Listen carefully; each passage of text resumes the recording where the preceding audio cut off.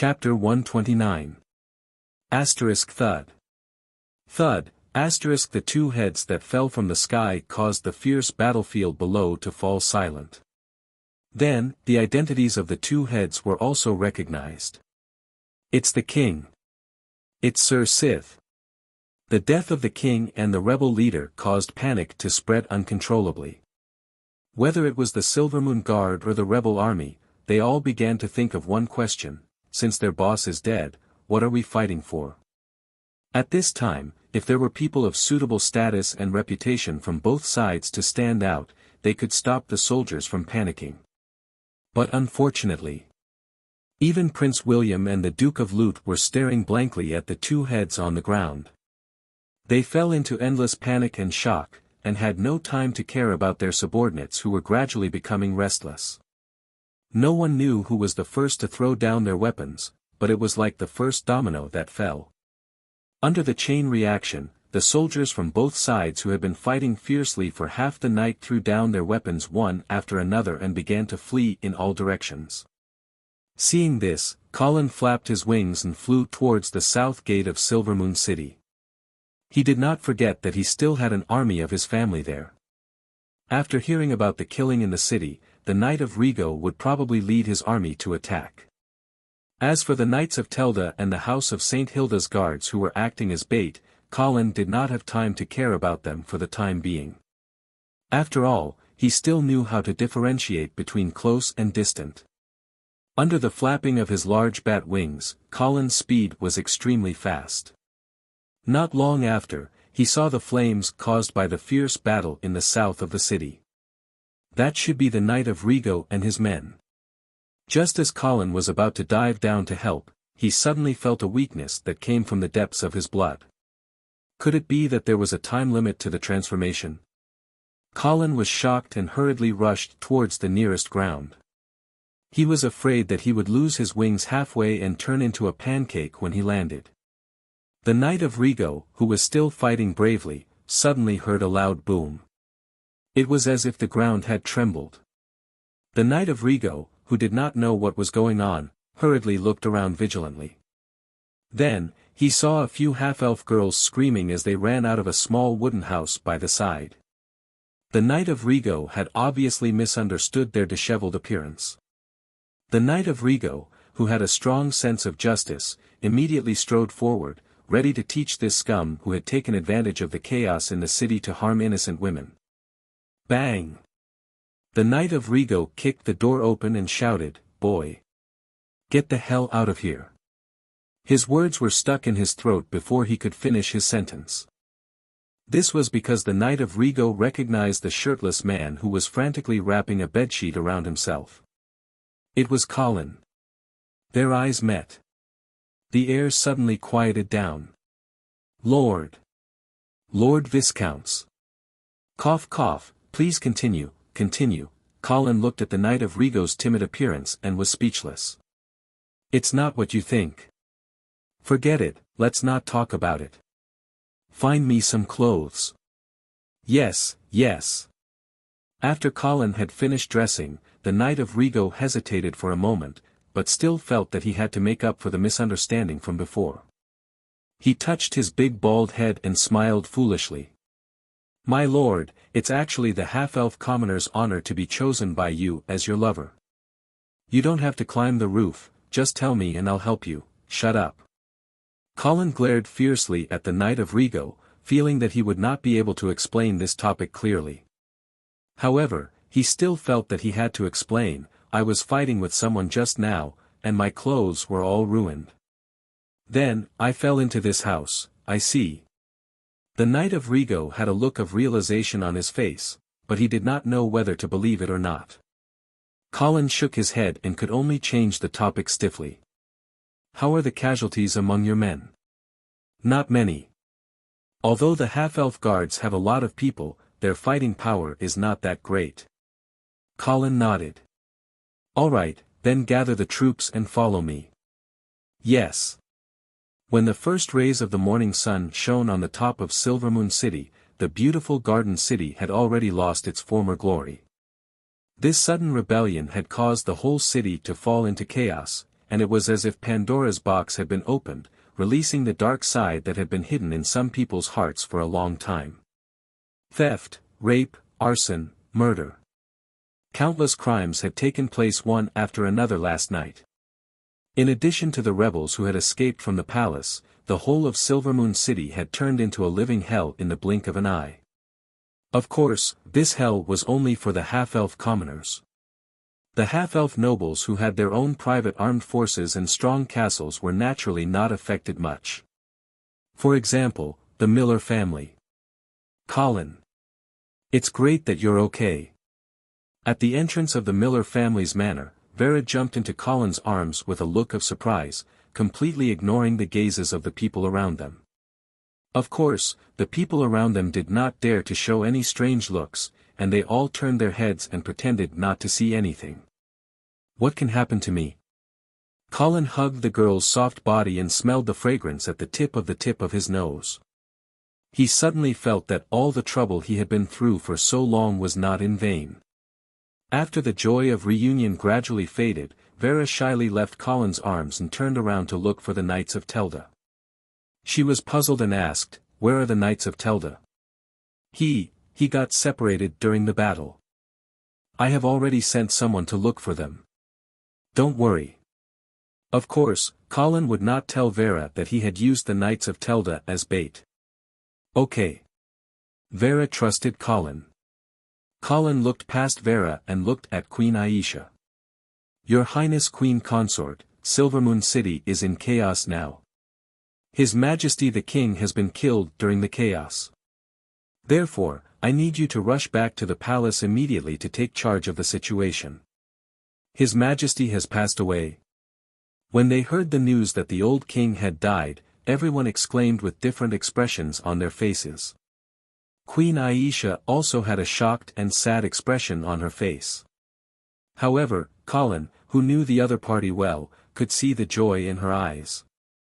Yes, Your Highness Viscounts. I will return to the palace now. I wonder if you and Miss Vera can come with me. The half-elf kingdom needs the support of both of you now. Vera naturally looked at Colin and asked for his opinion. Colin pretended to be reserved and nodded. Of course, we are willing to lend a helping hand in times of crisis because of the friendship between the half-elf kingdom and the northern frontier for so many years. After that, Colin turned around and ordered the Knight of Rigo, open a path and escort Queen Consort and Miss Vera into the palace. Yes, Your Highness. The Knight of Rigo replied loudly. After a night of fierce fighting, the half-elf Silvermoon Guard had already been destroyed and the Angeli family's army had become an important military force in Silvermoon City. Soon, Colin and the others entered the palace smoothly. At this time, the palace was no longer as solemn as it used to be. Bloody corpses could be seen everywhere. When Colin walked into the main hall, he saw Prince William kneeling in front of the old king's corpse. He did not even react when Colin and the others walked in. When Queen Aisha saw this, she stepped forward and whispered, "William, Miss Vera and Viscount Angley are here." Prince William slowly turned his head and looked at the entrance of the hall. However, his eyes were still unfocused. Miss Vera, Viscount Angley, even the news that Vera had come back from the dead did not make him as shocked as he should have been. This loyal and honest half-elf prince did not have his own opinions.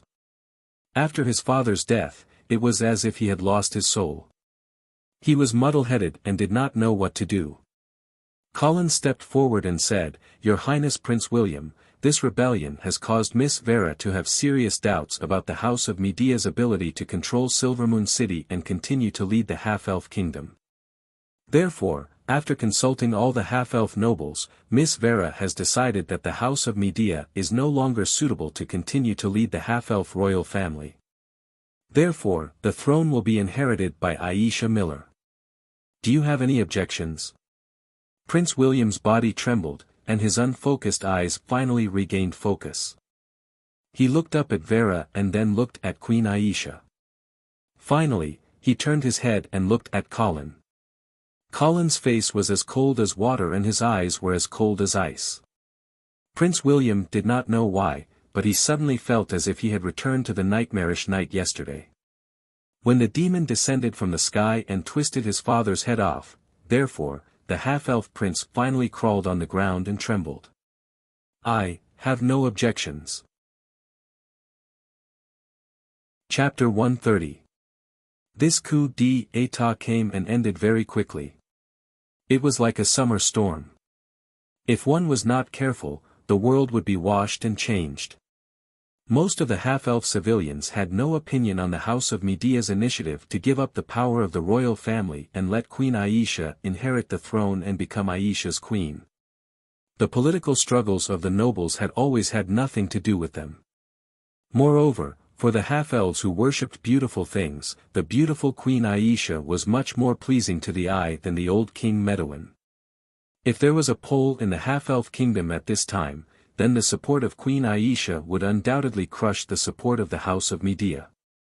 For the half-elf nobles, although this coup d'état had a great impact on them, no one dared to stand up and question Queen Aisha at this time. In their view, Vera's attitude was the same as the attitude of the Duke of St. Hilda. Since the dukes of the north thought that the Miller family was more suitable to become the half-elf royal family, then what could they do? If the messenger of the eastern region stood up and questioned, perhaps some political opportunists would want to follow behind and shout a few times.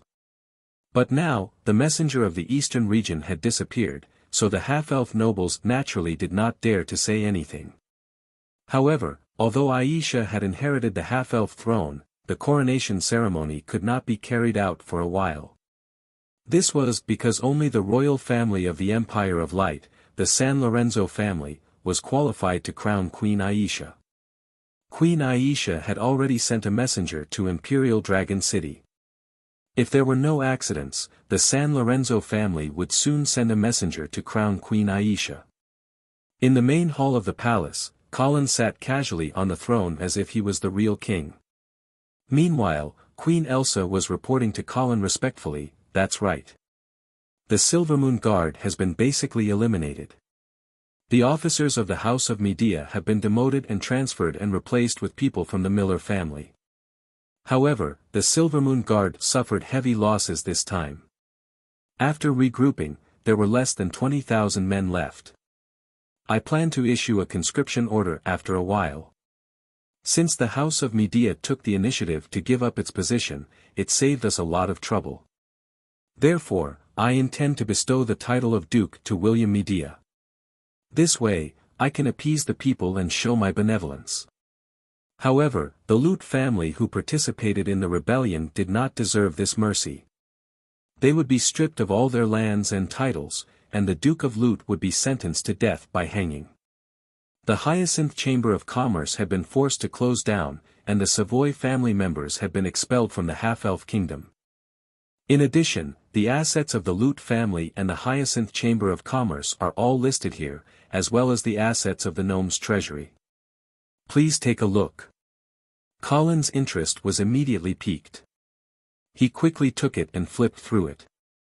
This is just a rough estimate. I'm afraid we'll have to wait a few days for a more accurate estimate. Good. Colin looked at the numbers that made him dizzy at the end of the document. He was so excited that he almost forgot himself. He knew that the half-elf kingdom was rich, but he did not expect it to be to this extent. He suddenly felt that he did not need to worry about the expenses of the cavalry army of his dreams anymore. With the money tree that was the half-elf kingdom, perhaps even if his territory in the northern frontier did not expand, he would still be able to raise an army of tens of thousands of cavalry. Therefore, what Colin needed to do now was to hold this money tree firmly in his hands. He could not let anyone touch it. Not even the Duke of St. Hilda. Oh right, the Black Cavalry should be entering the country soon. Send someone to welcome him. Yes. Before Colin left, he had told his butler, Eamon, that he would send a letter back every 5 days. If he did not receive a letter after 3 days, Eamon was to immediately inform Marquis Garcia. When Vera faked her death, the House of Media had sealed off Silvermoon City, thinking that this would cut off Colin's contact with the outside world. However, they did not know that even if there was no contact, it was still a kind of contact. Calculating the time now, the Black Cavalry should be arriving at the half-elf kingdom soon. When Marquis Garcia arrived at Silvermoon City, Colin felt that he had a lot of things to discuss with the other party. In particular, the Duke of St. Hilda had repeatedly forced him. This time, he even plotted to assassinate Vera. This was absolutely unacceptable. Colin believed that as long as Marquis Garcia was on his side, there was nothing to be afraid of the Duke of St. Hilda. "Oh, by the way, can you help me deal with this staff and exchange it for gold coins?" Colin handed the Earl of Avon's staff to Queen Aisha. "Yes." After instructing Queen Aisha to stabilize the situation in the half-elf kingdom, Colin walked out of the palace. He walked all the way to the royal garden. The place had not been completely cleaned up yet. There were still broken branches and leaves everywhere, as well as broken petals all over the ground. But even so, Colin still felt that this place was very pleasing to the eye. This was because Vera was in the garden. At this time, Vera was sitting on the swing in the middle of the garden. The bright morning light shone on her body through the gaps between the leaves, forming a mottled light shadow. The morning dew had not completely disappeared yet, and Vera's gorgeous face was faintly discernible in the faint mist. A few spotted butterflies were floating up and down around her body, but she was frowning. It seemed like she was deeply immersed in a melancholic mood and had no time to care about anything else. "What are you thinking about?" Colin walked over and reached out his hand to gently stroke Vera's eyebrows. It seemed as though he wanted to help her to ease her worries. Vera did not avoid Colin's intimate actions. She did not want Colin to worry about her. Therefore, she forced a smile and said, "Actually, it's nothing much. I was just thinking about something that someone said to me in this garden that night." "Who?" "It's the leader of the rebel army. His name is Sith. I heard that he is a descendant of the former half-elf royal Savoy family." "What did he say to you?" Colin already knew what Vera was worried about, but he still pretended not to know. After all, Vera did not know that Colin was also present that night. He said. Vera's beautiful brows furrowed again. "He said that he was ordered by father to assassinate me, then what do you think?" Colin asked slowly. "Do you believe in your father or the enemy?" Vera tilted her head as if she had finally realized something. "Of course, I believe in my father." The girl's mood immediately brightened up again. "I am so stupid. How could I be so confused about such a simple question for so long? Sith must have lied to me on purpose. Colin, help me push the swing." Colin smiled and helped Vera to push the swing. Looking at the girl's innocent smile, he suddenly dismissed the idea of telling her the truth. It was not only because he did not want these dirty things to tarnish the beauty in front of him. It was also because he suddenly realized that if he wanted to tell Vera everything, he would have to tell her about the complicated feud between the Duke of St. Hilda and Marquis Garcia. In this way, he would have to tell Vera the identity of her real father. However, this was forbidden by Marquis Garcia. Therefore, Colin planned to wait for Marquis Garcia to arrive at Silvermoon City before he could decide whether he wanted to confess everything to Vera. "Ha! Colin, come and sit on the swing too." "Okay." Of course, Colin wouldn't refuse such an invitation. With a leap, he nimbly squeezed onto the swing and sat side by side with Vera. The familiar fragrance rushed into his nose and went straight to the bottom of his heart. Chapter 131. The rustling autumn wind swept up the fallen leaves. There were very few people on the streets of Silvermoon City. After a tragic coup d'état, the half-elf capital was still under military control. The slave market in the west of the city was not as busy as before. The Hyacinth Merchant Guild had already been surrounded by fully armed half-elf guards, who were constantly moving out all sorts of things.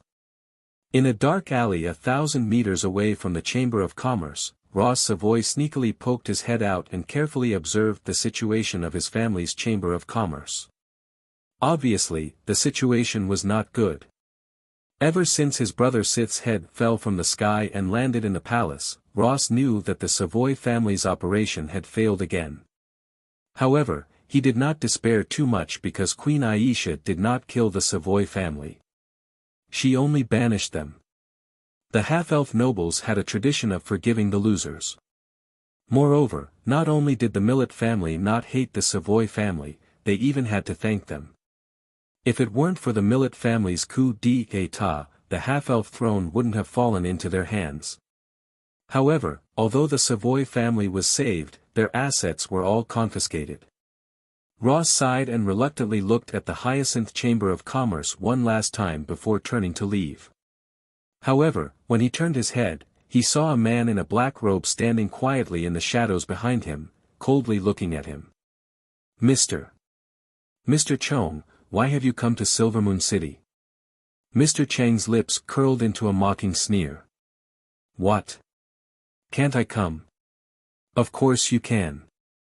However, as you can see, our family has just met with a disaster, so we can't entertain you. Mr. Chong ignored Ross's politeness and directly asked, do you know why you failed? Ross shook his head and respectfully asked, please enlighten me. Because you were too greedy. Mr. Chong's tone was cold, moreover, you did not follow my instructions. A trace of anger appeared on Ross's face, as if all the anger and fear that had accumulated over the past few days had suddenly exploded. Do as you say. Mr. Chong, you were not in Silvermoon City at that time. How would you know what we were facing? The development of the situation was beyond everyone's expectations. My brother and I could only adapt according to the situation. Improvise? Mr. Chong chuckled. This is the first time I've heard someone describe betrayal in this way. Betrayal? Roth seemed to have thrown caution to the wind and roared furiously, do you really think that the Savoy family is still a dog raised by your family? Wake up. It was no longer 300 years ago. You've become a stray dog and can only rely on the support of the trolls to survive. You expect us to be loyal? You can talk about loyalty to the Savoy family when you dare to come out into the open without that damned hood. In the face of Roth's harsh sarcasm, Mr. Roth didn't get angry. Instead, he sighed and said unhurriedly, yeah, it's been more than 300 years. The world has almost forgotten about my family. The once loyal servants have also begun to find other ways to survive, forgetting their past vows. After pausing for a moment, Mr. Chong suddenly laughed. However, I never expected your loyalty from the start. After the lesson at the northern frontier, I've already understood that vows are laughable. Loyalty is just a bubble under the sun. It looks dazzling, but it's actually fragile. Mr. Chong took a few steps forward, his smile growing brighter. But I think that the most laughable thing is still you people. You think that you're very smart. You don't want to be a chess piece, but you also want to be a chess player. But in fact, you can't even see the chess game clearly. You don't even know where the real chess eye is. Mr. Chang's words made Roth confused. He didn't understand what he meant. However, Mr. Chong didn't seem to expect him to understand. It was as if he was just saying it to himself. In your eyes, you only see Silvermoon City and the half-elf throne. But how can these unimportant things be qualified to become the real focus of this game? Roth more or less understood this time, but the feeling of being belittled made him even angrier. He couldn't help but mock again, Silvermoon City's situation has already been decided. What can you do? The situation has already been decided? Mr. Chong chuckled and shook his head. I haven't used my killer move yet. Moreover, didn't I tell you that Silvermoon City is just an unimportant corner of the chessboard? It can't decide the outcome of this game. Then what's your killer move? Roth was getting more and more annoyed with Mr. Chong, who was pretending to be mysterious. My killer move. Mr. E was halfway through his sentence when his voice suddenly turned soft, and his words became unclear. Roth didn't hear it clearly. He took 2 steps forward curiously. Just as he was about to ask, he realized that he couldn't speak. He felt as if there was a piece of burning charcoal in his throat. It was so hot that he was about to spit fire. In the next second, he really did spit fire. Then, the fire quickly ignited his face, his head, his neck, and spread to his entire body. In the end, Roth struggled in pain and turned into a pile of ashes. You don't have the right to know my killer move. Mr. Chang laughed coldly.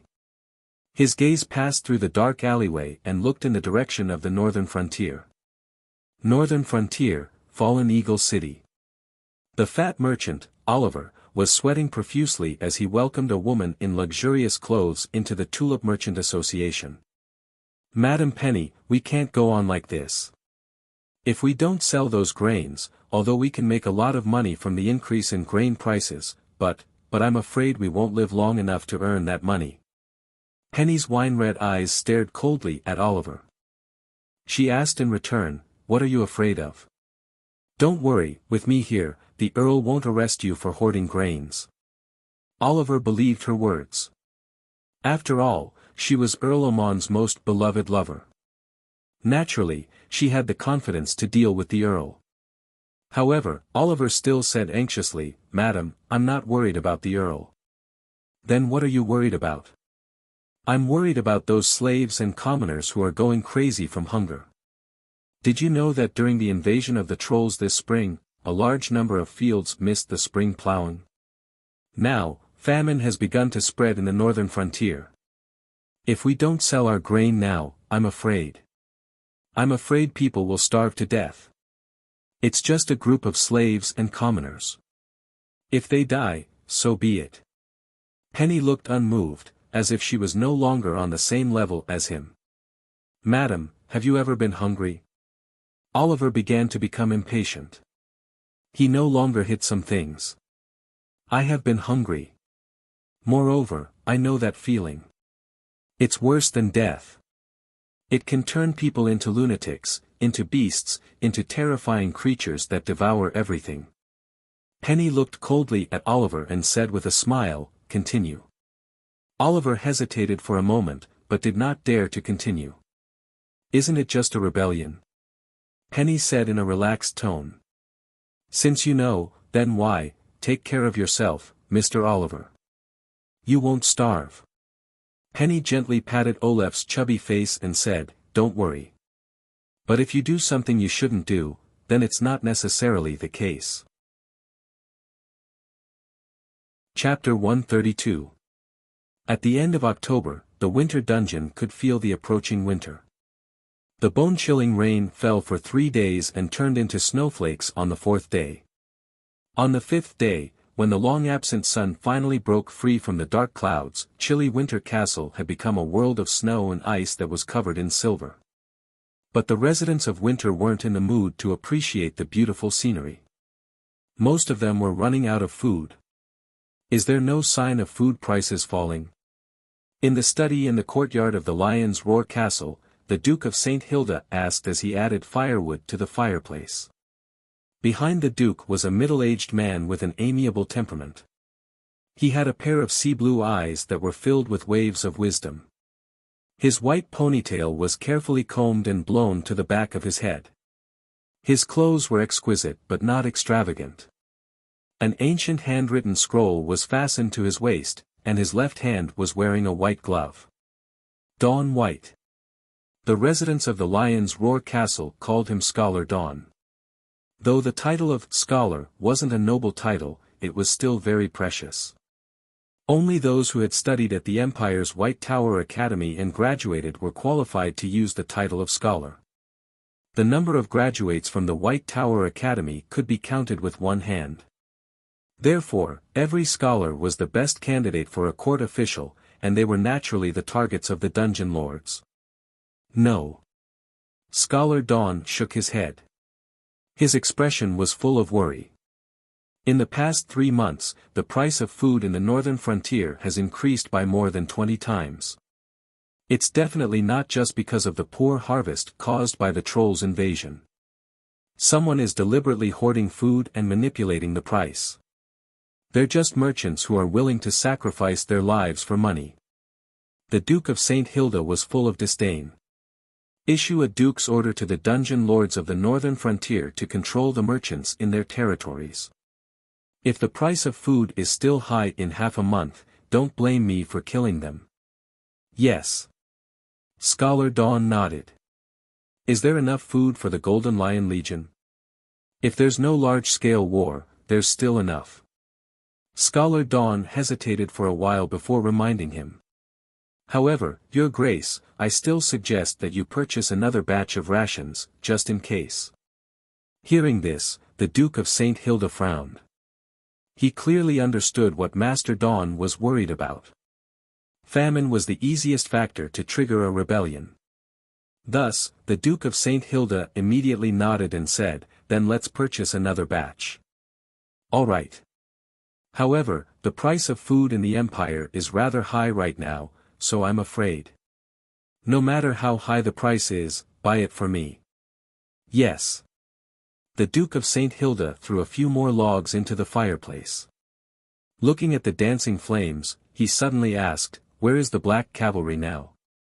Scholar Dwayne carefully looked at the Duke of St. Hilda's face, but he couldn't see any obvious emotions on his face. The latest news came yesterday. Black Cavalry has left the northern frontier and entered the half-elf kingdom. Yes. The Duke of St. Hilda nodded, but he didn't give any instructions. The raging flames were reflected in the Duke's deep eyes, as if revealing his restless heart. Seeing this, Scholar Dawn was about to leave when he suddenly heard a majestic voice from outside the castle. Duke of St. Hilda, Otto Valkin, the northern prince of the Troll Empire, hereby challenges you to a duel in the name of revenge for His Majesty Murdoch. Boom. A blazing flame suddenly exploded in the fireplace. The Duke of St. Hilda suddenly stood up and looked out of the window.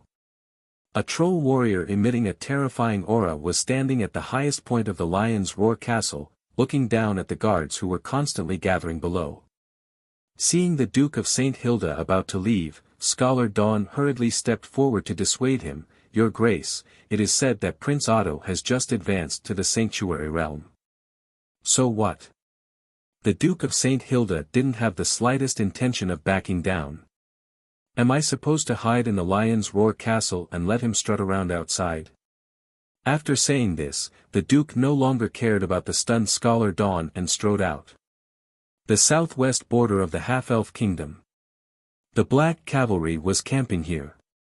After Marquis Garcia finished drinking the meat soup, he casually wiped his mouth and asked Marquis Dawson, who was beside him, we should be passing through the Shadow Canyon in another 30 miles, right? Yes, Your Grace. Marquis Dawson's attitude was still as respectful as ever. Even though he had been conferred the title of Marquis and had pledged his loyalty to the Duke of St. Hilda, he still didn't dare to offend the Duke of St. Hilda. However, when Marquis Garcia gathered the Black Cavalry and marched into the half-elf kingdom, this former chief butler of the Black Cavalry also came to help without hesitation. Send someone to investigate carefully. Marquis Garcia ordered. Marquis Dawson smiled and said in a slightly disapproving tone, Your Grace, this is the half-elf kingdom. What danger can there be? It's always right to be cautious. Okay, I'll arrange it. Seeing Marquis Garcia insist, Marquis Dawson promptly nodded in agreement. After the rest, the army set out once again. Marquis Garcia urged his horse forward in the Shadow Canyon, but there was a trace of worry between his brows. Dawson, have you sent someone to investigate this canyon? Your Grace, please rest assured. I've already sent someone to investigate thoroughly. This place is very safe. Marquis Garcia nodded and continued forward. But the more he went forward, the more Marquis Garcia felt that something was wrong. That kind of feeling of trepidation shrouded him, as if something bad was about to happen. Stop. Finally, Marquis Garcia ordered. Your Grace, what's wrong? We're only halfway there. Marquis Dawson hurriedly asked. It's too quiet here.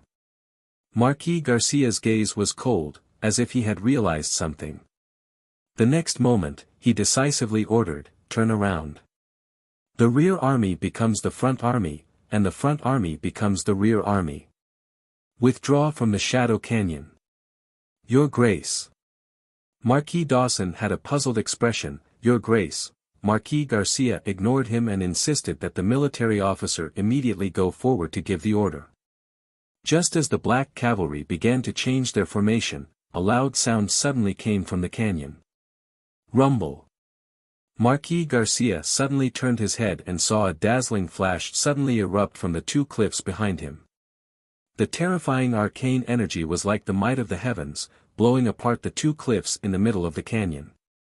Countless shattered boulders rolled down, smashing towards the waist of the black cavalry. Bang! Bang! Miserable cries and hoarse neighs resounded through the canyon. Marquis Garcia's face instantly became incomparably pale.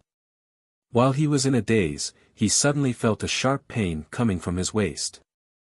Turning his head, Marquis Garcia saw that the subordinate he had trusted the most had stabbed a dagger into his waist. Farron Dawson. You traitor. Facing the furious gaze of Marquis Garcia, Marquis Dawson took a step back and smiled calmly. My apologies, Your Grace. Previously, when my subordinates were investigating this canyon, they weren't too careful. Chapter 133. Why? Marquis Garcia looked at Marquis Dawson, who was restrained by the angry black cavalry officers, and asked with a gloomy expression. Marquis Dawson smiled and calmly said, I'm sorry, Lord Marquis. You have shown me great kindness and I don't want to betray you. However, in order to let the dwarves fulfill their long-cherished wish of establishing a nation, I have to do this. Establishing a nation for the dwarves. Marquis Garcia's eyes flashed with a trace of understanding. Then he pointed at the pure white Pegasus flag that had suddenly risen above the canyon and asked, Is this the promise the House of St. Prospero gave you? Marquis Dawson shook his head, No. In fact, I didn't know that the ambush in Shadowy Canyon was actually the army of the eastern border. Then who encouraged you to do this? Marquis Dawson smiled somewhat playfully, Lord Marquis, why don't you suspect the Duke of St. Hilda? After all, he is the lord I am loyal to. Marquis Garcia remained unmoved. No one knows my brother better than I do. He wouldn't be so stupid. Why? The Black Cavalry is now the biggest unstable factor in the northern frontier. Don't you suspect that your brother wants to take this opportunity to eradicate the threat of the Black Cavalry? Marquis Garcia had an extremely complicated expression on his face. He sighed and said, You don't understand. Marquis Dawson frowned and then shook his head, It's fine if you don't want to say it. However, I can't reveal the name of the person who gave me the promise. Marquis Garcia sneered, You think I can't guess if you don't say it? The once colorful tiger has now become a dog that only dares to hide in the shadows. You actually believe in the promise of a family that can even betray their own race. What a joke. Marquis Dawson's expression changed. He seemed to be deeply hurt by Marquis Garcia's words. Then he became angry out of humiliation and roared, So what? If I don't believe them, should I continue to believe in your House of St. Hilda? We dwarves have served you for over 1,000 years, but have you ever looked us in the eye? Perhaps the establishment of the dwarves' nation is just a joke in your eyes, but it is the highest mission that our ancestors have fought for. Marquis Garcia hesitated for a moment. There were some things that he did not say. He waved his hand dispiritedly and ordered, Let him go. Marquis. The angry officers were naturally incomparably shocked. Let him go. Marquis Garcia emphasized again. Marquis. Marquis Dawson clearly hadn't expected the other party to let him off so easily. Marquis Garcia's cold once again sounded, Dawson, today, if I kill you, perhaps you will become the hero of the dwarven race. Therefore, I let Dawson live. Dawson son Dawson. At the same time, I want to see with my own eyes what kind of joke your so-called dream of establishing a country for the dwarves is. Get lost. Marquis Dawson's face turned green and red. Finally, under the contemptuous eyes of the black cavalry, he staggered away. At this time, the shouts of the eastern soldiers were constantly coming from the top of the canyon. Naturally, the content was to ask the black cavalry to immediately put down their weapons and surrender. The current situation of the black cavalry was indeed extremely bad. The narrow terrain of the Shadow Canyon made the cavalry squeeze together, making it impossible for them to organize a charge. Moreover, the falling boulders had cut the black cavalry's formation in half. Except for a small part of the troops that fell behind, most of the soldiers were blocked by the layers of boulders. If they were to move forward, there was no doubt that the Eastern Army had set up layers of obstacles in the front of the canyon, waiting for the black cavalry to rush through and break their heads. In the face of such a desperate situation, Marquis Garcia still remained calm. He then waved his hand to summon a high-ranking military officer and ordered in a low voice, "Knight Roger, go back immediately, climb over the boulders blocking the way, gather the troops behind and lead them back the way they came, rush out of this canyon, Marquis." "What about you?" "I can't go." Marquis Garcia pressed the wound on his waist. Although it had been simply bandaged, black blood was still oozing out. "No. Marquis, I will escort you out." Marquis Garcia glared at Knight Roger and said in a firm tone, "I will not abandon the black cavalry.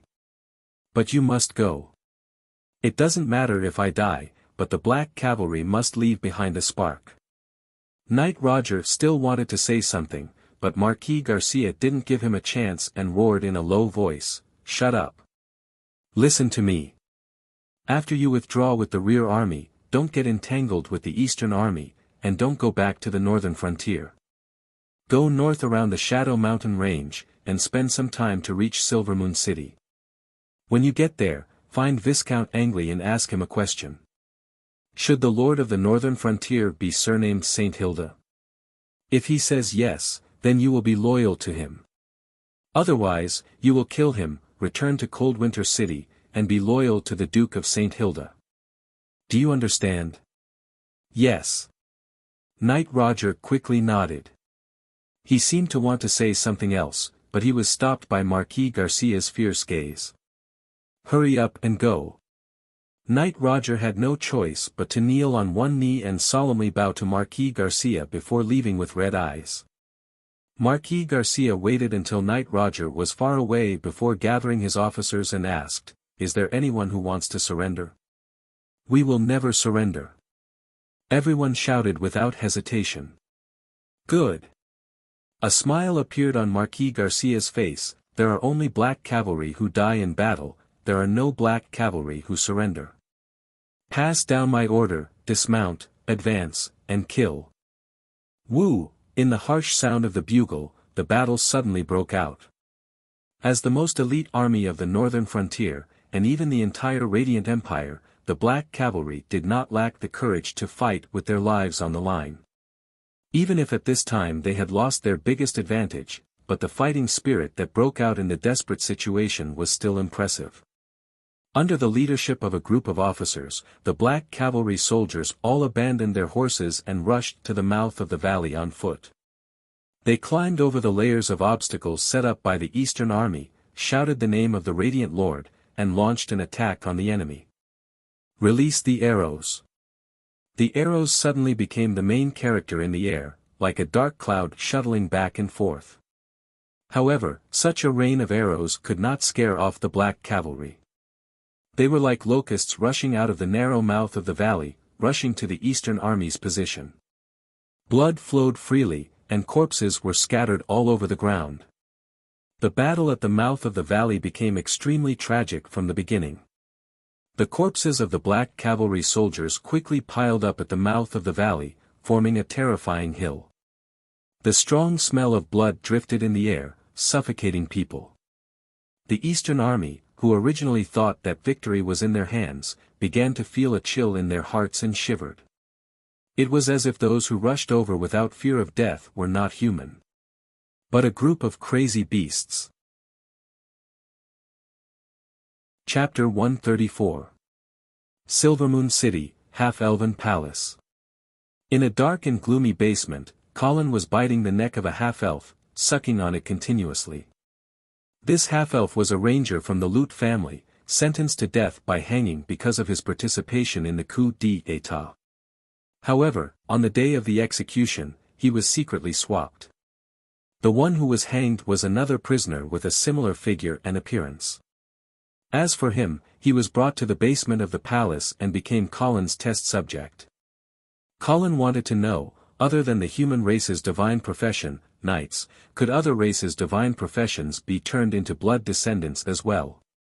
However, even after Colin bit the ranger from the Lute family for a long time, the embrace ceremony he was looking forward to did not happen.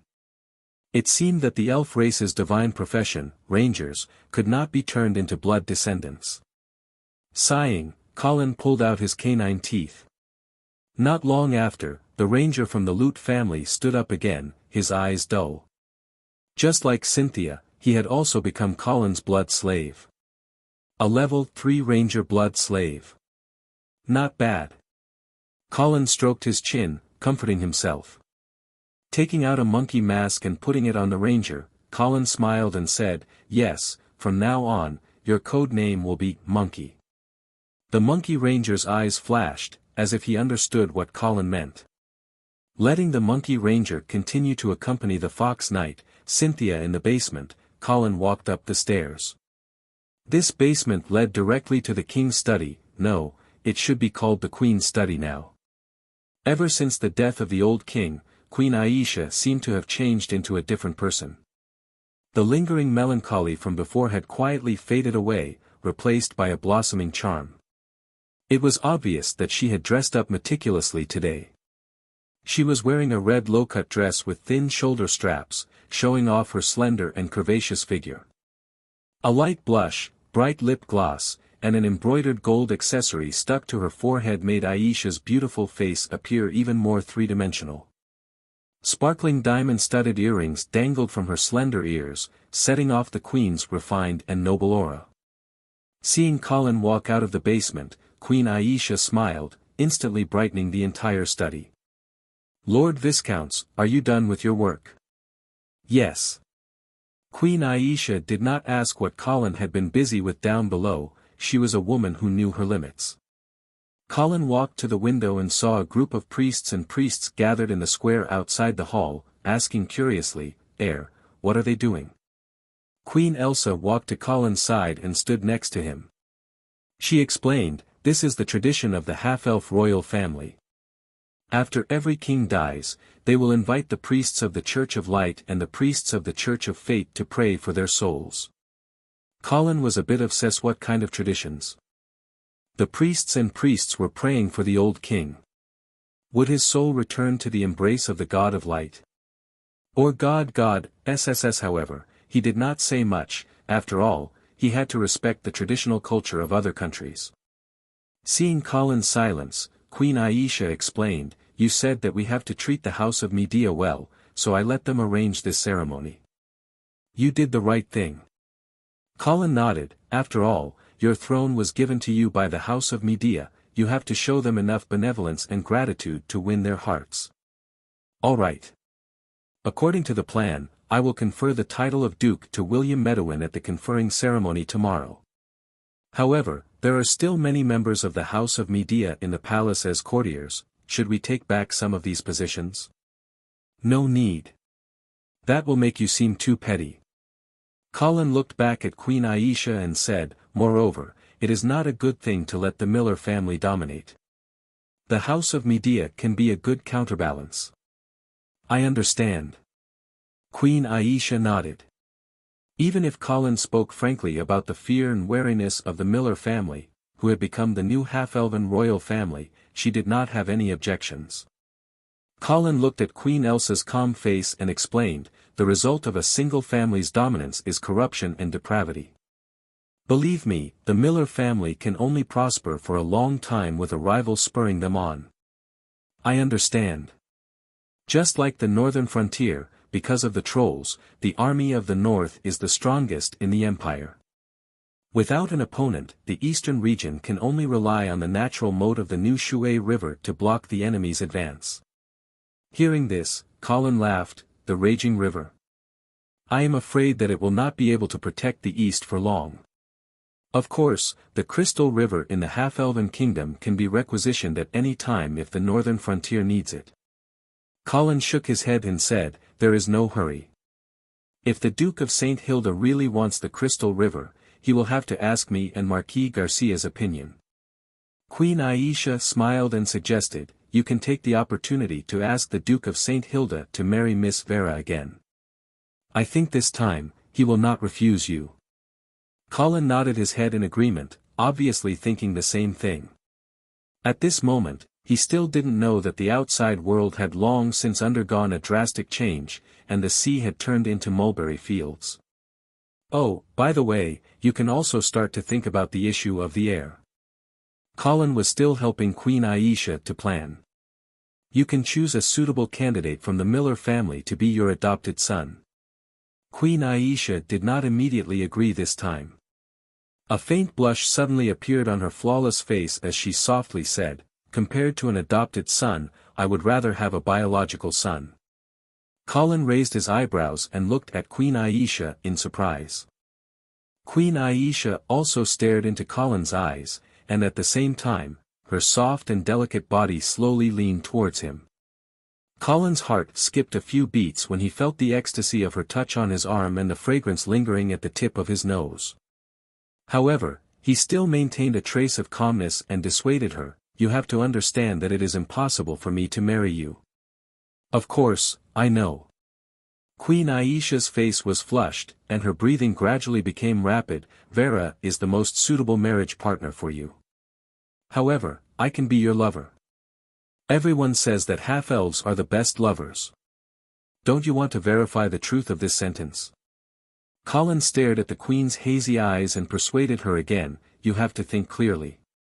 The child born like this can only be an illegitimate child. I have already thought about it. We can announce to the public that the child is the posthumous child of the old king. When he heard this, Colin's eyes lit up, and then he no longer suppressed the impulse in his heart, and he hugged the slender waist of the half-elven queen in front of him tightly. Queen Aisha could not help but let out a cry of surprise, and her whole body went soft, and then she leaned on Colin's broad chest as if she had lost all her strength. A strange feeling that she had never felt before made her heart pound like a little deer. Colin could clearly feel Queen Aisha's gentle and soft skin and mature and plump body through the thin dress. Will this child's surname be Morduin? Of course not, his surname will be Miller, and he will also be the next half-elven king. Vaguely, the prayers of the priests could be heard outside the window. May the Lord have mercy on this respected king and let his soul rest in peace. Chapter 135. On a small path in the forest, a small team of about 50 people was slowly moving south. It was close to noon when the team stopped by a small stream to set up camp. Brother, wake up. It's time for lunch. Anna shook the Earl of Avon a few times, but found that he still didn't move. She raised her eyebrows, clenched her fist, and punched the Earl of Avon's lower abdomen heavily. Ah! Ugh! The poor Earl of Avon vomited from this seemingly casual punch. After a while, the Earl of Avon panted and turned to look at his violent sister. Why are you throwing such a tantrum so early in the morning? Early? It's already noon. The Earl of Avon waved his hand weakly. What's the difference? It's time for lunch. Do you want to eat? Yes, yes. The Earl of Avon struggled to get up. He knew that if he didn't eat now, his heartless sister would starve him until night fell. After all, they were members of the House of St. Prospero. Even if they were in the wilderness, lunch was sumptuous, but the atmosphere was a little stagnant. After returning from Silvermoon City with no results, everyone's mood had been low. Of course, the Earl of Avon was an exception. He was still as carefree as ever, only caring about drinking all day long. Just as everyone finished lunch and was about to set off again, the scout who had gone out to scout the surroundings suddenly turned back. And he brought back an extra person. "My lord, this is the messenger of the Sky Horse Army." The Sky Horse Army was the direct army of the House of Saint Prospero, the master of the eastern region. It had always been in the hands of the Duke of Saint Prospero. However, in recent years, the Duke of Saint Prospero had begun to train his eldest son, Marquis Vincent. He had handed over the daily training of the Sky Horse Army to him. "Oh. Why are you here?" The Earl of Avon's sleepy eyes suddenly brightened, as if he had suddenly sobered up. "My lord, Marquis Vincent is in Shadow Canyon right now. He just led the Pegasus Legion to fight the Black Cavalry of the northern frontier and won. I'm going to bring this good news back to White Dew City." "Black Cavalry? And he won?" The Earl of Avon's eyes almost widened, as if he had heard a fantasy story. "Yes, Your Excellency, we defeated the Black Cavalry. Furthermore, they even captured Marquis Garcia." The messenger's face was red with excitement as he shouted. "Really? Big Brother defeated Marquis Garcia? That's amazing!" Anna exclaimed excitedly. However, the Earl of Avon frowned instead. Although he and his big brother were not on good terms, it was not to the point of jealousy at this time. He was only keenly aware that something was wrong. The Earl of Avon was very clear about how capable his big brother was. He could actually defeat Marquis Garcia, who had outstanding military achievements. Why did this sound like a huge lie? Where is the Pegasus Legion stationed now? In Shadow Canyon. Let's go and take a look. The sky above Shadow Canyon was still shrouded in thick smoke. The stone walls on both sides of the canyon were also scorched. Crows and vultures flew in flocks above the canyon and fell into the canyon, fighting with the wild beasts in the mountains for the corpses that littered the ground. At a glance, the scene was exceptionally terrifying. When the Earl of Avon and the rest arrived, the smell of blood almost suffocated them. It was only now that the Earl of Avon finally believed that his big brother might have really defeated the Black Cavalry. "Evan, Anna, you're here. It's been a long journey." As soon as they met, Marquis Vincent greeted his younger brother and sister with a glowing face. As the first successor of the St. Pros clan, he was now in high and vigorous spirits. After defeating Marquis Garcia's Black Cavalry, Marquis Vincent felt that he had become one of the top generals of the empire. "Big brother, congratulations. Father will be proud of you when he knows." Anna sincerely congratulated her brother. However, the Earl of Avon was different. He first gave a perfunctory congratulation, then immediately raised his doubts. "Big brother, how did you lure Marquis Garcia into Shadow Canyon? You don't have to worry about that. Anyway, the Black Cavalry was almost completely annihilated in this battle. Even Marquis Garcia was captured by me. What else do you have to say about such a battle record?" The Earl of Avon obviously had something to say. He growled angrily, "To be able to lure Marquis Garcia into such a dangerous place, it's obvious that there's a problem within the Black Cavalry. Even if you don't say this, I can guess it. However, since you already had such a plan, why didn't you tell me in advance? I could have cooperated with you in Silvermoon City to perfect this plan even better. I could have even used this opportunity to, enough." Marquis Vincent forcefully interrupted his brother. "You've accomplished nothing in Silvermoon City, and you're blaming me? Haven't you always boasted of your unparalleled wisdom? Why do you still need my help?" The Earl of Avon sighed inwardly. He understood that the reason his brother didn't tell him about the plan was that he was afraid of him and didn't want him to share the credit. However, this fear not only chilled the Earl of Avon's heart, but it also made him angry. In the face of the threat of an external enemy, the House of Saint Prospero actually couldn't work together. Instead, they were plotting against each other. Taking a deep breath, the Earl of Avon forcefully suppressed his anger. His tone gradually became cold. Then, my good brother, may I ask how many troops you've brought with you this time? 200,000 troops. What about now? How many are left? Marquis Vincent was slightly stunned, but then he pretended to be tough and said, about 100,000. How many are there exactly? The Earl of Avon continued to ask. Along the way, he'd already seen the wounded soldiers in the camp, and the atmosphere was depressing. This didn't look like an army that had just won a great victory. Marquis Vincent's gaze was somewhat evasive. The specific casualty count hasn't been completed yet. Why are you asking about this? How can there be no casualties in a war? Especially the annihilation of a strong army like the Black Cavalry on the northern frontier. How can there not be a certain price to pay? This time, the Earl of Avon was sure, his brother only won a Pyrrhic victory even though he had the advantage of time and place. What do you mean the statistics haven't been completed yet? It was estimated that more than half of the 200,000 troops were lost. With such a loss ratio, the Earl of Avon didn't know whether to lament the collapse of the Eastern Frontier Army or be shocked by the terrible destructive power of the Black Cavalry in the face of despair. But no matter what, he was sure of one thing: his brother was used as a knife. Unfortunately, Marquis Vincent was still complacent and immersed in the false halo of victory. He didn't realize this at all. The Earl of Avon suddenly felt a little tired and asked, "Where's Marquis Garcia? Can I see him? He's seriously injured and still unconscious." "How about this? Evan, you and Anna are responsible for escorting him back to White Dew City and handing him over to my father. In addition, there are a lot of wounded soldiers in this battle, so you'll be responsible for leading them back to White Dew City. What about you?" The Earl of Avon suddenly had an ominous premonition. Marquis Vincent straightened his chest and put on a confident look. "I'll lead the army north to attack Silvermoon City and firmly control the half-elven kingdom in my hands."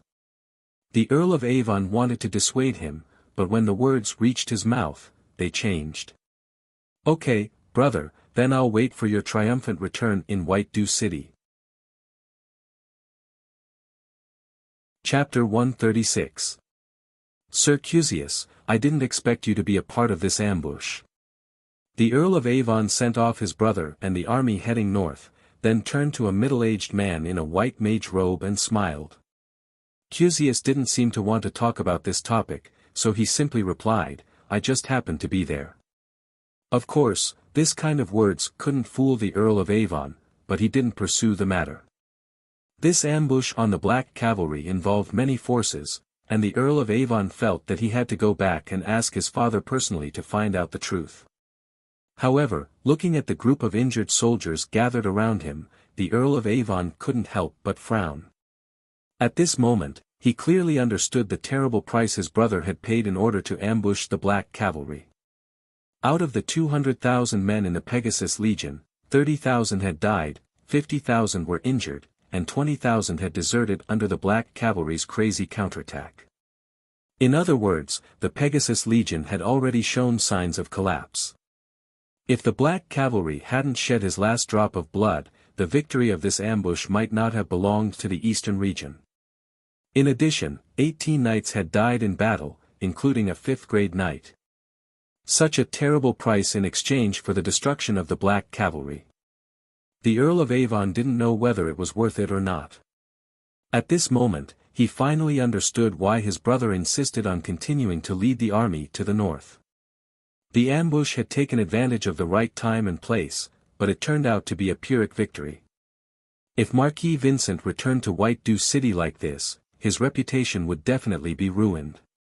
The Duke of St. Prospero wouldn't easily let go of his son who had caused more than half of the Pegasus Legion. The Earl of Avon suddenly felt that Marquis Vincent's trip to Silvermoon City this time might not be smooth sailing. With a sigh, he didn't want to worry about his brother anymore, so he turned to the messenger and said, "Let's go." "Yes." Half-Elven Palace. After the conferring ceremony, the banquet officially began. Colin casually dealt with the half-elf nobles who were trying to suck up to him. Then, He sent them away and went up the spiral staircase to the second floor. The cold night wind blew into the empty palace, making the silence here a sharp contrast to the bustling downstairs. Colin took a few steps forward and saw the beautiful figure leaning on the balcony. Tonight, Vera was wearing a pink rose crocheted dress. The length of the dress was about 10 centimeters above her knees and it accentuated her long and slender legs. "This is the first time that I have seen you wearing stockings," Colin said as he stood behind Vera. Vera turned around and smiled at Colin before she said, "This is a gift from Queen Aisha." Because there was no such chemical material as nylon, the stockings in this world were generally made of silk and cotton. The silk stockings produced by the half-elf kingdom had always been very popular among the noble women. "Well, it suits you very well," Colin nodded as he looked at the stockings. Vera could not stand Colin's burning gaze and she shyly stretched out her hand and pulled down the hem of her dress. However, it was obviously a little futile. Colin's heart beat faster when he saw the young girl's shy posture. Colin took a few steps forward and stood side by side with Vera. He looked at the stars in the night sky and asked with a smile, "Why are you here alone? Is the banquet very boring?" "Yes, it is a little boring," Vera nodded with a melancholy expression on her face. Colin seemed to understand something and asked, "Are you homesick?" Vera turned around and looked at the man beside her. Colin's warm gaze made her gradually feel relieved and she smiled before she said, "Yes, a little. Don't worry. Marquis Garcia has already led the Black Cavalry to pick us up. You will be able to go back very soon." "Okay." Vera nodded obediently. However, Colin's next sentence almost made the young girl's heart jump out of her throat. "After we go back, I will ask the Duke to marry you." Vera didn't say anything and didn't dare to look at Colin. However, her fair face was flushed red in an instant, making her look extremely beautiful. I heard that, the person who killed the previous king that night was called the Winged Knight by everyone." Vera blushed and changed the topic stiffly. Colin was amused and he also felt that it was very interesting. "Is that so? Winged Knight? It sounds very powerful. Then, do you know why the Night Guild has the bat wings?" Vera was relieved when she saw that Colin did not continue the previous topic. However, she also felt a little lost. Maybe he is also a druid. Colin decisively told her the reason that the Earl of Avon had helped him to think of. Druid? But isn't this profession extinct a long time ago? Who knows? Maybe it is not completely extinct yet. Vera nodded thoughtfully, then, this winged knight must be a half-elf. After all, druids need the blood of elves to practice. That should be the case. Colin suddenly felt that he could ask Queen Aisha to arrange someone to deliberately lead this topic. In this way, everyone would be looking for the winged knight among the half-elves and they would not look at Colin suspiciously. He could also use the identity of the winged knight to do some things that were not convenient for him to do. At this moment, Colin suddenly heard light footsteps behind him. When he turned around, he saw Queen Elsa standing there in a splendid dress. "Viscount Angley, Miss Vera, am I disturbing the two of you?" "Of course not. That's good. I came up to inform the two of you that the Black Cavalry is about to arrive at Silvermoon City." "Really? Uncle Garcia is about to arrive?" Vera exclaimed in surprise. "Yes, the Silvermoon Guard patrolling outside the city has encountered the Black Cavalry's outpost and sent back a signal. Then let's go to the city gate to welcome them," Colin said as he strode out. Although it was close to midnight, the city gate of Silvermoon City was still illuminated by countless torches. Colin, Vera and Queen Aisha stood side by side at the city gate. The guards of honor behind them were also in formation. After a while, the ground began to tremble slightly. In the rumbling sound of the horses' hooves, a thin black line suddenly appeared from the darkness and continued to spread towards Silvermoon City. This familiar sense of oppression made Colin completely calm down. But not long after, he frowned. This was because he smelled a trace of the smell of blood. Moreover, as time passed, as the black cavalry continued to get closer to Silvermoon City, the smell of blood became stronger. Queen Aisha also realized that something was wrong. She turned to look at Colin and said, "Viscount Angley, something seems to be wrong." Colin pursed his lips and did not say anything. Vera's expression also became a little anxious. She seemed to want to say something, but when she saw Colin's solemn expression, she immediately swallowed her words. Finally, the black cavalry arrived at Silvermoon City and began to slow down. At this time, the people who came to welcome them finally saw the appearance of the army. Almost all of them were covered in blood. Moreover, the number was not right. The 50,000 black cavalry was definitely not the scale that was in front of them. An ominous premonition shrouded Colin's heart, causing him to feel cold all over. Under the shocked gazes of the people, a knight covered in blood walked out of the crowd and came to the city gate. Do-la-la, the half-elf honor guard did not know what was good for them and played the welcome song. However, Queen Aisha turned around and stopped them with a sharp look. Knight Roger came in front of Colin and the others, turned over, dismounted, took off his helmet, knelt down on one knee and said in a choked voice. "Miss Vera, Viscount Angley, the main force of the Black Cavalry has been ambushed in the Shadow Canyon. Marquis Garcia is surrounded, we do not know if he is alive or dead." Wow, this bad news suddenly made Colin feel dizzy. He could not believe his ears. Marquis Garcia was ambushed? How was this possible? And in a place like the Shadow Canyon? With Marquis Garcia's cautious fighting style, how could he rashly lead his army into the canyon, which was extremely dangerous for cavalry?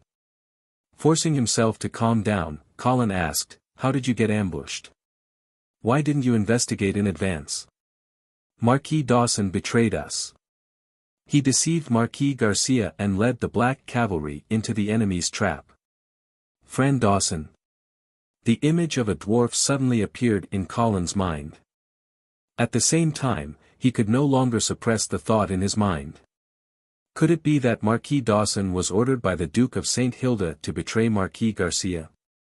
If this was really the case, then the Duke of St. Hilda must have been plotting against him and Marquis Garcia from the very beginning. Using Silvermoon City as bait, he wanted to completely eliminate the Black Cavalry, an unstable factor, so that the northern frontier would no longer have any noise.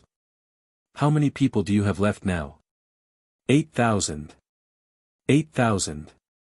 Colin had a heavy expression on his face. "Colin, uncle, he." Vera also had a panicked expression on her face at this time.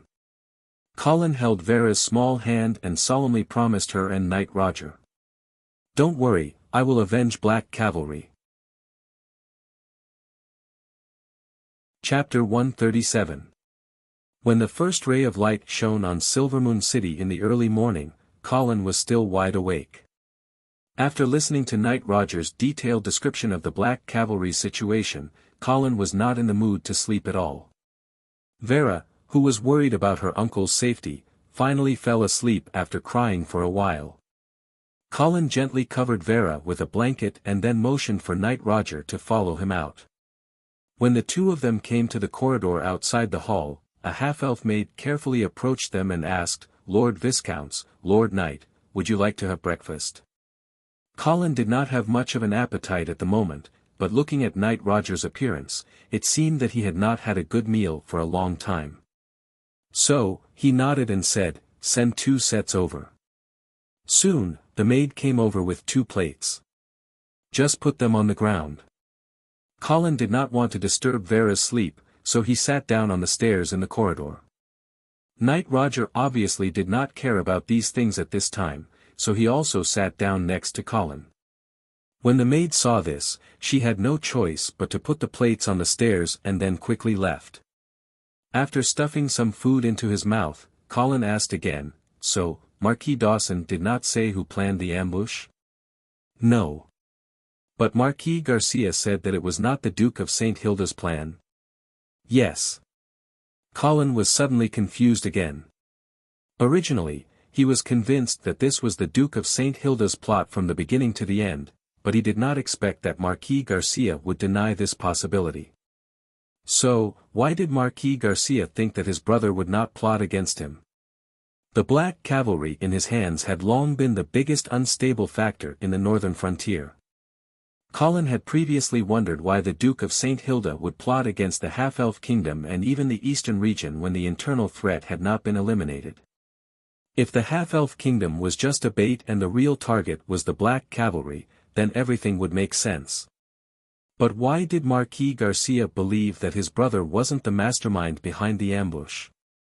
If it wasn't the Duke of St. Hilda, then who instigated Marquis Dawson's rebellion?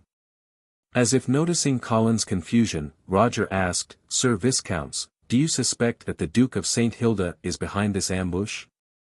Colin was silent for a moment before he shook his head. "Now that I think about it, it seems unlikely that this ambush was planned by the Duke of St. Hilda." "Why?" "I don't doubt that the Duke of St. Hilda can make Marquis Dawson betray Marquis Garcia. But how did he convince the Eastern Army to cooperate with him in setting up an ambush in the Shadow Canyon? You must know that the Northern Frontier's plot against the half-elf kingdom has obviously touched the Eastern Army's sensitive nerves. The House of St. Prospero has probably been secretly guarding against the Duke of St. Hilda, so why would they cooperate with his plan to eliminate the Black Cavalry? Aren't they worried that the Shadow Canyon is actually a trap set up by the Duke of St. Hilda and his brother?" After listening to Colin's analysis, Roger nodded in agreement. But then he rolled his eyes and asked in a seemingly casual tone, "But if it was really the Duke of St. Hilda who planned this ambush against the Black Cavalry, then is your promise of revenge still valid?" Colin was still thinking about who the mastermind behind the ambush could be, so he didn't pay too much attention to Roger's question. "Of course it's still valid. If the Duke of St. Hilda really did such an outrageous thing, then I will definitely seek justice for Marquis Garcia." "Then will you kill the Duke for this?" Colin raised his head and looked at Roger. He suddenly realized that this was actually a good opportunity to subdue the remnants of the Black Cavalry. 8,000 Black Cavalry. They were definitely a military force that couldn't be ignored. Therefore, he answered straightforwardly, "If Marquis Garcia dies in this ambush, then I will definitely find a way to make the mastermind pay with his life, even if that person is the Duke of St. Hilda." Roger's eyes flashed, as if he was excited, but also hesitant. After a moment, he asked again, "Then after the Duke of St. Hilda dies, who do you think is suitable to inherit the position of Lord of the Northern Frontier?" Colin frowned, feeling that this Roger was a little strange. Why would he care about this kind of issue? According to Marquis Garcia's judgment and Colin's reasoning, the Duke of St. Hilda had basically been cleared of suspicion. So, why would Knight Roger suddenly care about what would happen after the Duke's death? Looking at the serious expression on Knight Roger's face, Colin thought that Knight Roger was acting a little strange because he was too shocked. "I think that Miss Vera is very suitable to inherit the position of Lord of the Northern Frontier." Colin directly spoke his mind this time. Moreover, he also had the idea of testing Knight Roger. When he heard Colin's answer, Knight Roger seemed to be relieved. He smiled and said, "I think so too." Colin immediately realized that Knight Roger was also aware of the real relationship between Vera and Marquis Garcia. Otherwise, according to the rules of aristocratic succession, the third son of the Duke, Joyce, would be ranked before Vera. Therefore, Knight Roger's reaction could only mean that he also knew about Vera's true identity. And as a knight of Marquis Garcia, of course, he would be more inclined to support Vera. However, this was actually not too surprising. Marquis Garcia had asked Knight Roger to lead the rear army to break out of the encirclement. This obviously showed that Knight Roger was his trusted confidant. Therefore, it was normal for him to know about Vera's true identity. Just as Colin was about to test whether Knight Roger knew who Vera's biological mother was, the Knight of Rigo strode in and reported. "Lord Viscounts, there is news from the Shadow Canyon." "How is it?" Knight Roger could not help but ask anxiously.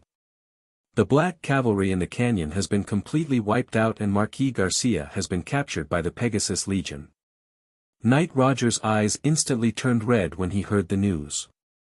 The veins on his right hand that was holding the sword were bulging and the hilt of the sword was cracking.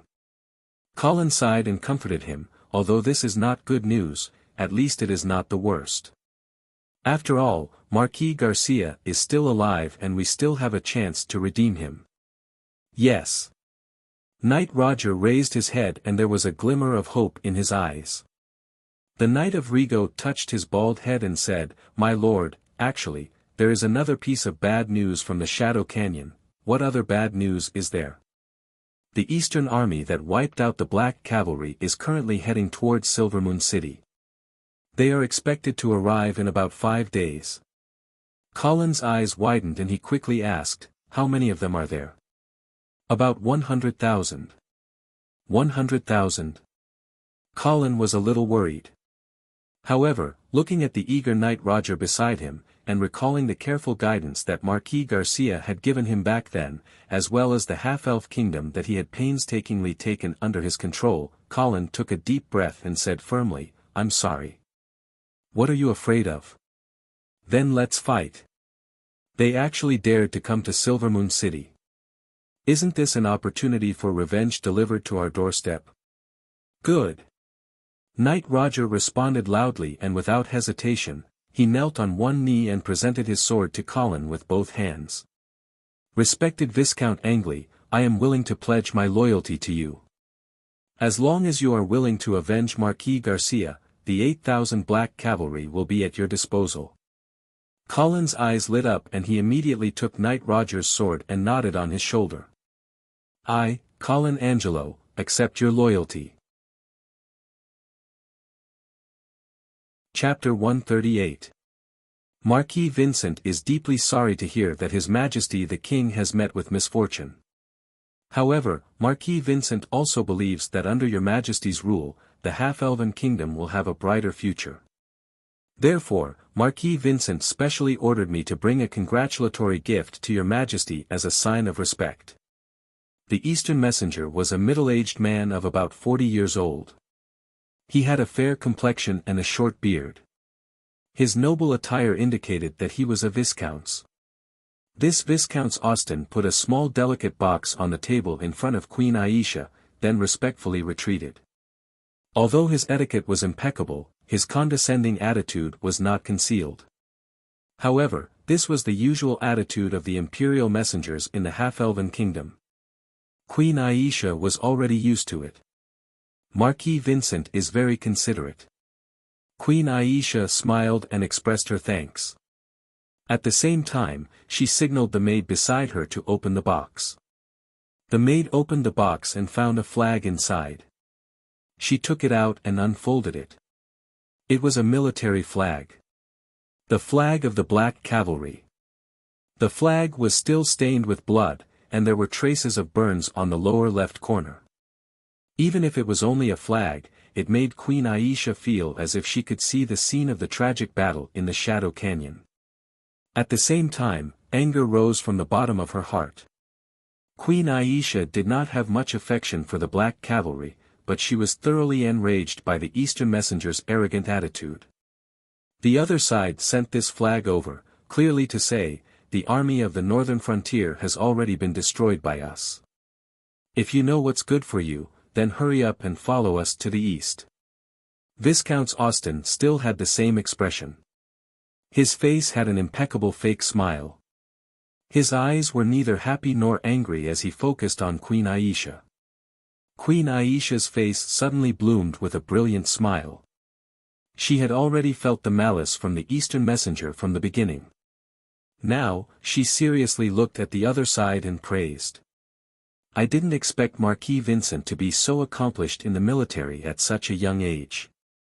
Even the famous Black Cavalry was defeated by him. Truly a young hero. Viscount Austin smiled reservedly, Your Majesty is too kind. The Marquis Vincent was worried that the Black Cavalry would pose a threat to Silvermoon City, so he sent troops to ambush them. I didn't expect him to win so easily. It seems that the so-called invincible black cavalry is only in name. The smile on Queen Elsa's face became even more radiant, as if it had some kind of breathtaking charm. Viscount Austen hurriedly lowered his head, not daring to look any longer. On behalf of the half-elves, I would like to thank the Marquis Vincent for helping Silvermoon City remove the black cavalry threat. In order to express my gratitude to Lord Marquis, if Lord Marquis needs anything, please feel free to let me know. Viscount Austen raised his eyebrows, but his smile did not change. He solemnly said, "There are two things that the Marquis Vincent would like to receive your Majesty's approval. Please speak. First of all, the northern frontier has brazenly invaded the half-elven kingdom, which is a violation of the alliance agreement between the two countries. The Duke of St. Prospero will definitely report this to His Majesty and punish the House of St. Hilda. I heard that this incident was caused by Miss Vera's marriage. Therefore, we also hope that your Majesty can hand over Miss Vera. When the time comes, we will send her to Imperial Dragon City to accept His Majesty's judgment. Secondly, although the Marquis Vincent defeated the Black Cavalry this time, it is inevitable that there will be evil forces that will threaten Silvermoon City in the future. Therefore, in order to better help your Majesty protect the half-elves and for the friendship between the eastern frontier and the half-elven kingdom to last forever, the Marquis Vincent is willing to take over the defense of Silvermoon City and become the guardian of the half-elven kingdom." Queen Aisha quietly listened to Viscount Austen's request. She found that the eastern frontier actually only had two conditions. The first was to hand over Vera, and the second was to station troops in Silvermoon City. As long as Queen Aisha agreed to these two conditions, it would mean that the half-elven kingdom would completely fall into the control of the eastern frontier. Viscount Austen dared to make such a request, which obviously showed that he was not afraid. In his opinion, with the destruction of the Black Cavalry, Queen Aisha had lost her foreign aid. Not to mention that Silvermoon City had just experienced a military coup. Even if the Silvermoon Guard was still intact, would they dare to fight against the 100,000 troops of the eastern frontier alone? Queen Aisha did not dare to resist, but she said with some embarrassment, "Your Excellency Viscounts, you may not know this, but Miss Vera was once assassinated in the palace. Although she tried her best to save her life, she is still seriously injured and I am afraid that she will not be able to travel far." "So that's how it is." Viscount Austen smiled, not knowing if he had seen through the Queen's excuse. "Please rest assured." This time, when Marquis Vincent went on the expedition, he also invited a bishop to accompany the army. When he comes to Silvermoon City, he will definitely give Miss Vera the best treatment. "Then I am relieved." Queen Aisha smiled. "So, do you have any other opinions about the Marquis's request?" Viscount Austen continued to ask. Obviously, he was forcing Queen Aisha to express her attitude. Queen Aisha was angry in her heart, but she still smiled on the surface. "I have no other opinions. Marquis Vincent is thinking for the half-elf kingdom, and I am very grateful." When Viscount Austen heard this, the fake smile on his face finally showed a trace of sincerity. "Your Majesty, you have made the right choice for the half-elf kingdom." The other party's arrogant attitude made Queen Aisha completely lose interest in talking, so she got up and smiled. "Your Excellency Viscounts must be tired from the long journey. You should rest first. I will set up a banquet for you in the evening." "Thank you, Your Majesty." After Viscount Austen left, Queen Aisha dismissed the attendants in the hall. Then, Colin came out from behind the curtain. "Have the people from the eastern region always been so arrogant?" He sat down on the throne unceremoniously and sneered. Queen Aisha smiled charmingly and sat directly on Colin's lap. A pair of jade arms wrapped around Colin's neck, and said in a half-coquettish and half-venting tone, "It can't be helped, a small kingdom like the half-elves can only bow and scrape in front of the Empire's emissary." Colin held Queen Aisha's plump body in his arms and took a deep breath. The fragrance in his nose calmed his irritable heart a little. "Don't be afraid, that Vincent is just a villain who plays tricks, see how I deal with him." Okay. Queen Aisha put her face in Colin's arms, as if listening to his heartbeat. Colin stroked the queen's smooth back and suddenly said, "By the way, the emissary from the eastern region didn't mention the Black Cavalry's remnant army, so they shouldn't know that the 8,000 Black Cavalry have already retreated to Silvermoon City." Yes, they shouldn't know yet. However, the Black Cavalry's movement in the city was so big that the half-elf nobles basically all know, this news can't be hidden from the eastern region for long. That's right. However, how to leak this news to Viscount Austen, we can do something about it. You have a good idea again? Yes, but that's not the main point now. Then what is the main point now? Queen Aisha's question had just left her mouth when she found that her mouth was blocked. The half-elf throne that bore the burden of thousands of years of power struggle was now ushering in a more primitive and fierce battle. Chapter 139. Colin, I can't attend tonight's banquet, right? Vera asked as she helped the man straighten his collar. At this time, Colin had already changed into a standard black aristocratic tuxedo. He hugged Vera and kissed her soft red lips gently. Yes, you are now a seriously injured person. Of course, you can't attend the banquet. Okay. Vera pursed her lips and seemed a little wronged, but then she wondered, but I have appeared in front of the half-elven nobles many times before. They must know that I am not seriously injured, right? Fool, sometimes lying is not to make the other party believe it. Then what else could it be? It is to give each other a tacit understanding. Vera's doubts did not reduce. Colin smiled and rubbed the girl's hair. The eastern region knows that we are lying, and we also know that the eastern region knows that we are lying, but as long as Silvermoon City is still in our hands, they can only treat our lies as the truth. Vera understood this time, but then she was a little worried. What if the eastern region army takes Silvermoon City?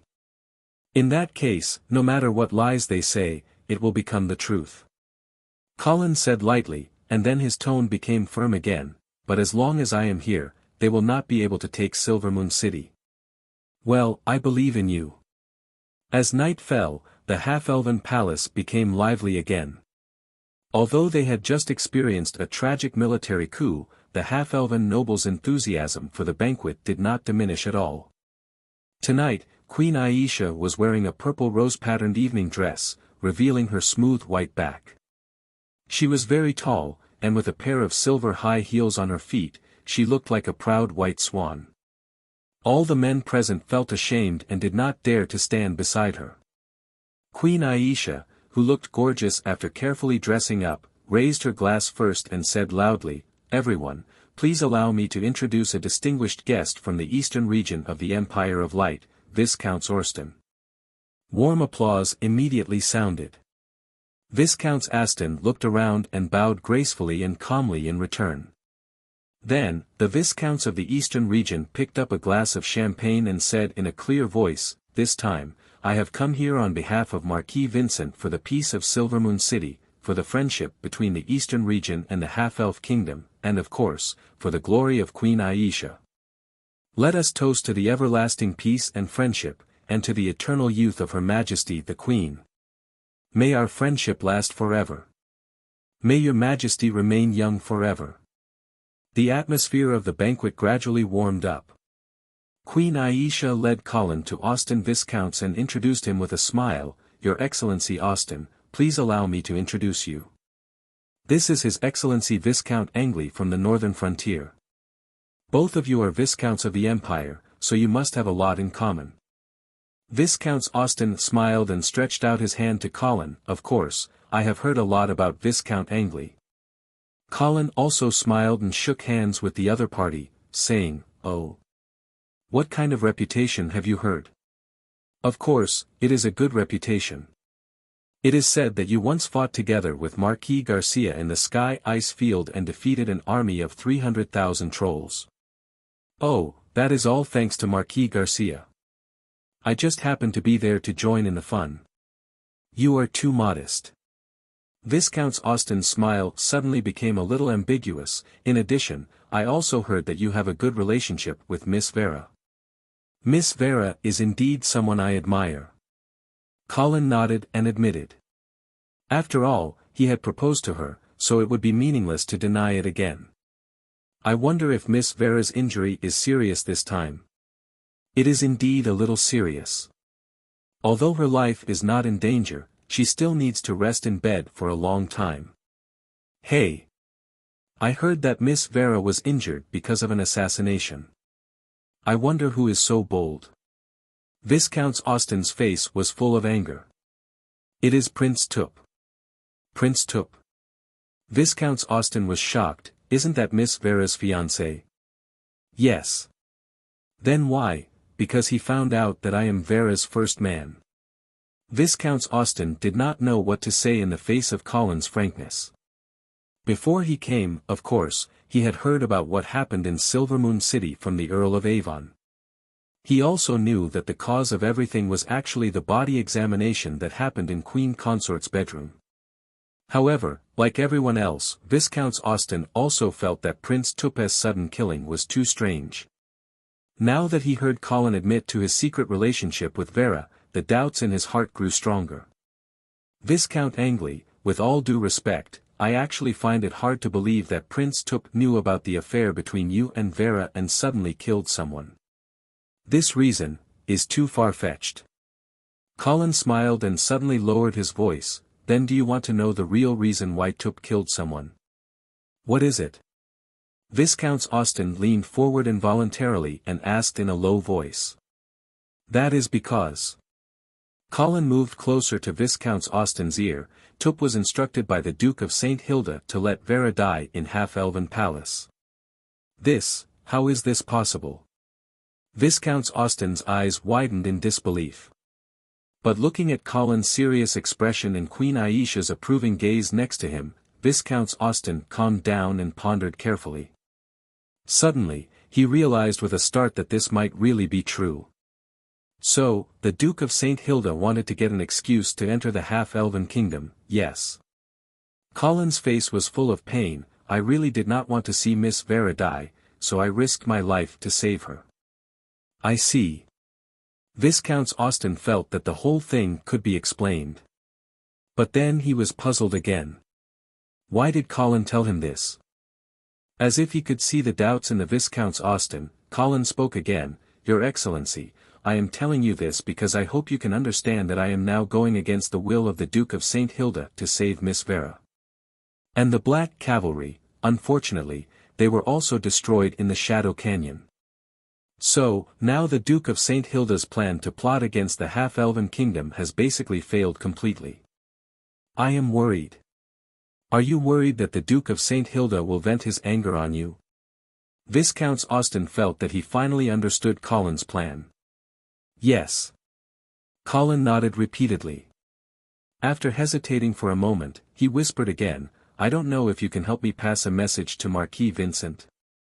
Please speak. Colin gritted his teeth as if he had finally made up his mind. I want to pledge my loyalty to the House of St. Prospero. Chapter 140. Viscount Austen's scrutinizing gaze roamed Colin's body for a long time. However, he quickly put on a sincere smile and said, Viscount Angeli, you've made the right decision. The Duke of St. Prospero is a generous and benevolent lord, someone worthy of your loyalty. Colin seemed to finally heave a sigh of relief, hurriedly grasping the Viscount's hand and expressing his gratitude. The Viscount Austen looked at Colin, whose attitude had suddenly become incomparably flattering, and could not help but feel disdain.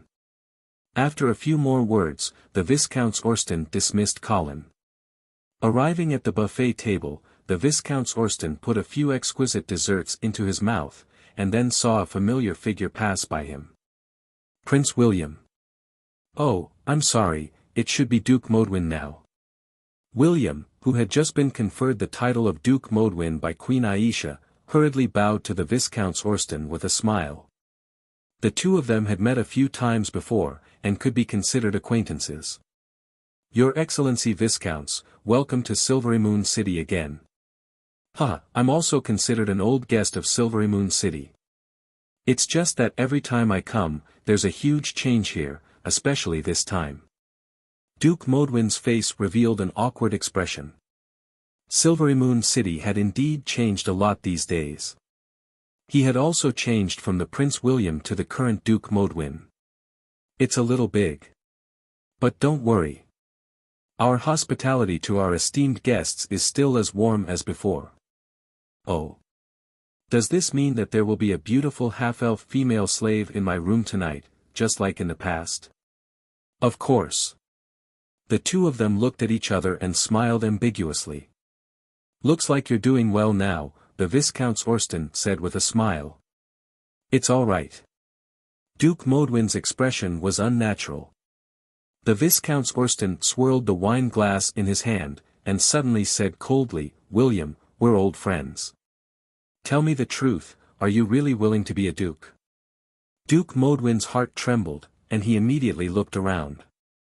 Seeing that no one had noticed them, he let out a sigh of relief. Your Excellency Viscounts, how can I not be willing? Her Majesty is still merciful to the House of Medea. The Viscount Orsten chuckled, and said with disdain, What queen? The Miller family is just usurpers.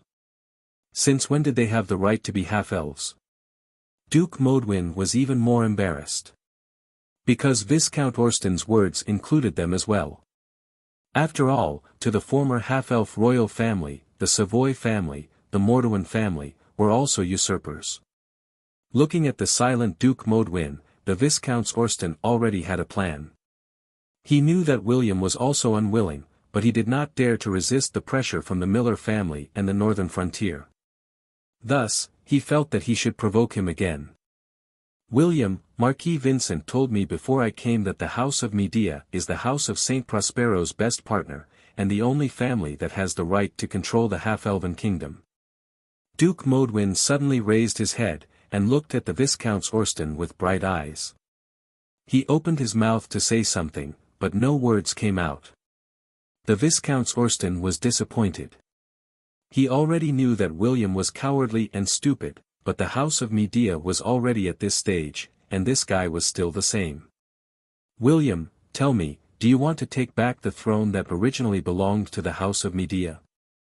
At this point, Duke Modwin could no longer avoid the question. He finally nodded, and said in a mosquito-like voice, yes. Very good. The Viscount Orsten smirked, then, tell me, what happened in Queen Consort's palace? Duke Modwin immediately recounted everything he knew in detail. The Viscount Orsten was disappointed. Because what Duke Modwin told him was the version he heard from the Earl of Avon, and it was not as convincing as Colin's version. What kind of person do you think Viscount Angley is? The Viscount Orsten asked again. He is smart, strong, and resourceful. Even Queen Aisha listens to him. Oh. Is that so? Yes. Actually, it was Viscount Angley who asked me to give the throne to Aisha. The Viscount Orsten stroked his mustache, and suddenly frowned. So, Viscount Angley now has a lot of control over Silvery Moon City? Yes. You could even say that he is the true master of Silvery Moon City.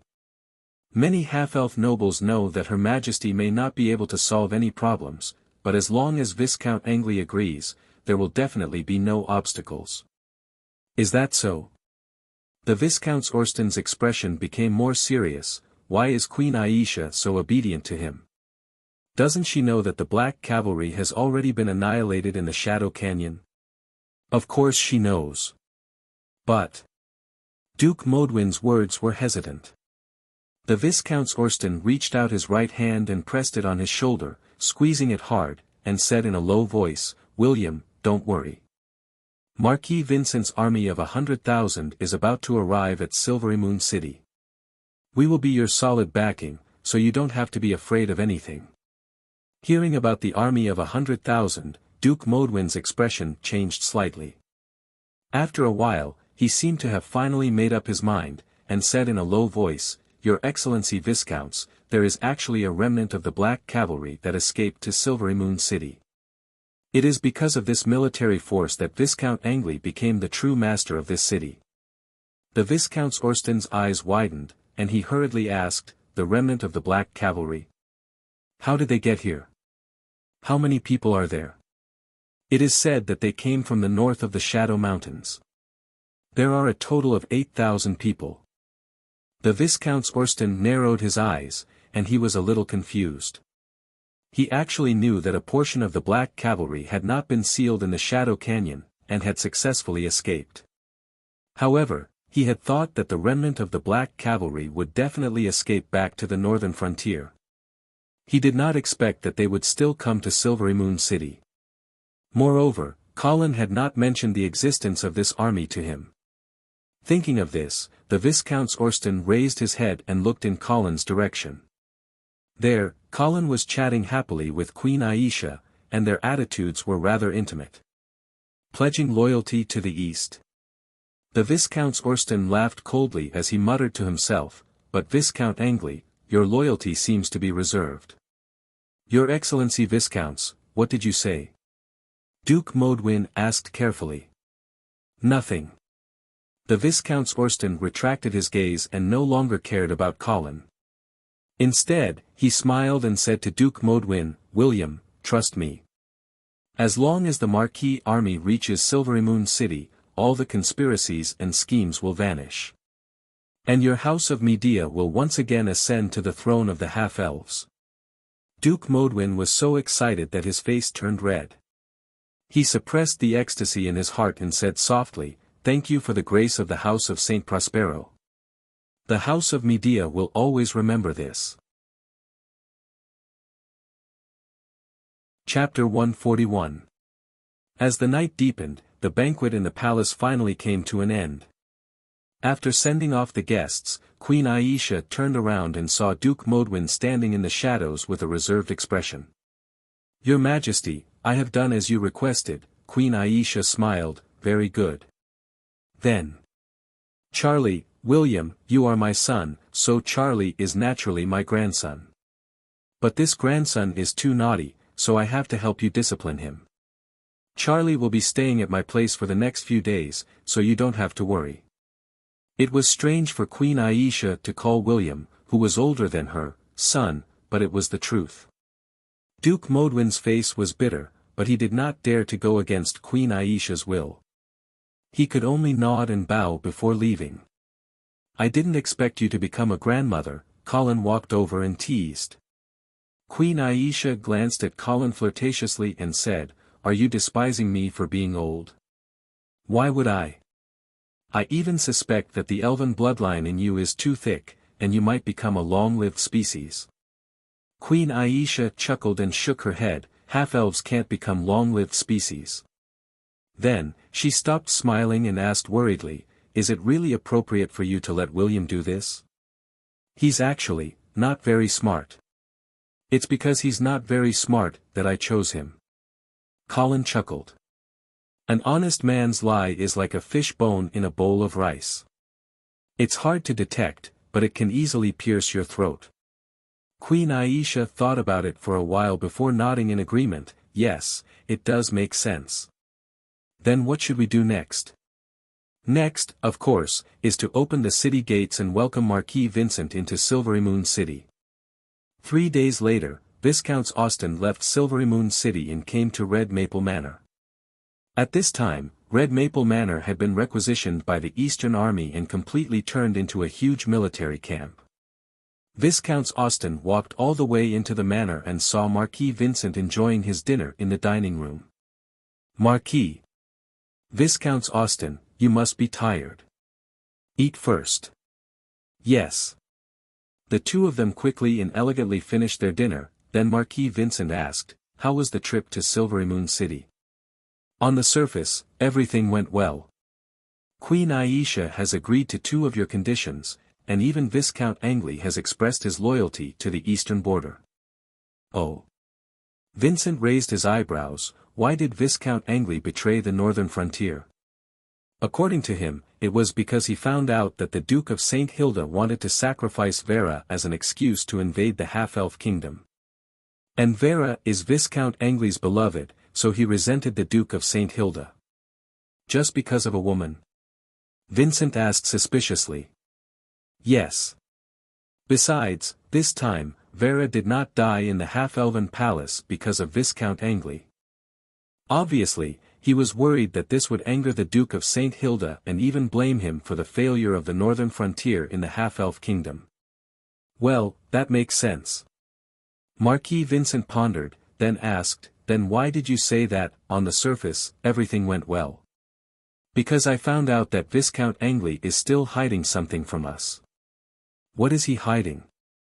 He hid the fact that there are still 8,000 black cavalry soldiers in Silvermoon City. Black cavalry? Marquis Vincent suddenly sat up straight, his face solemn. Although they had just wiped out the main force of the black cavalry, Marquis Vincent was still traumatized by this terrifying army of the north. In the Shadow Canyon, the Sky Horse Legion had to pay twice the price to win the ambush, even though they had the terrain advantage. Marquis Vincent did not feel the slightest bit of joy at this result. Instead, he felt deeply humiliated and afraid. Therefore, he had chosen to continue leading the army to the north. He wanted to achieve a great victory in Silvermoon City to wash away the humiliation of the Shadow Canyon. But he did not expect that there was still a troop of black cavalry soldiers in Silvermoon City. Who told you this news? William Modewin. You believe him? I know William. He wouldn't lie to me. Also, I asked a few other half-elf nobles who are on good terms with the East. They all said that they saw a troop of black cavalry enter Silvermoon City. What about Queen Aisha? What's her attitude? I'm afraid that she's a puppet supported by the northern frontier. Her words can't be trusted. Marquis Vincent nodded and frowned, so they're just pretending that they want us to submit to them. They want to numb us. That should be the case. Huh, how arrogant. Marquis Vincent's face was a little sinister. How many troops are left in Silvermoon City? William told me that the Silver Moon Guards of the Half-Elven Kingdom had just experienced a coup and suffered heavy losses. Although they had urgently replenished a batch of new soldiers and restored the number of soldiers to 30,000, the Silver Moon Guards of the Half-Elven Kingdom had suffered heavy losses. Although they have replenished their forces, there are at most 20,000 veterans who can fight. Other than that, there's only the 8,000 black cavalry soldiers left. The Silvermoon Guard is nothing to be afraid of, Marquis Vincent waved his hand and said disdainfully. But then his tone became serious. The key is the 8,000 black cavalry soldiers. Viscount Austin nodded in agreement. Yes, William also told me that the 8,000 black cavalry soldiers are not in Silvermoon City. Oh. Then where are they? Viscount Austin walked to the military map hanging on the wall and pointed at a location. They're hiding on this small hill in the southwest of Silvermoon City. Marquis Vincent squinted his eyes and looked for a while. Suddenly, he laughed. It seems that the northern frontier is planning to lure us into Silvermoon City and then control us when we're unprepared. Then, the black cavalry soldiers hiding outside the city will suddenly attack from behind and crush our army. The Marquis is wise. Marquis Vincent snorted and said disdainfully, such a clumsy plan. It seems that Viscount Angley, who is said to be under the tutelage of Marquis Garcia, is only a so-so. Of course. Viscount Austin said flatteringly. Moreover, even Marquis Garcia was defeated by the Marquis. What can a Viscount Angley do? Marquis Vincent raised his chin and ordered loudly with a smug look on his face, I'll give you 40,000 men. Tomorrow, set off for Silvermoon City. When you arrive, surround the city.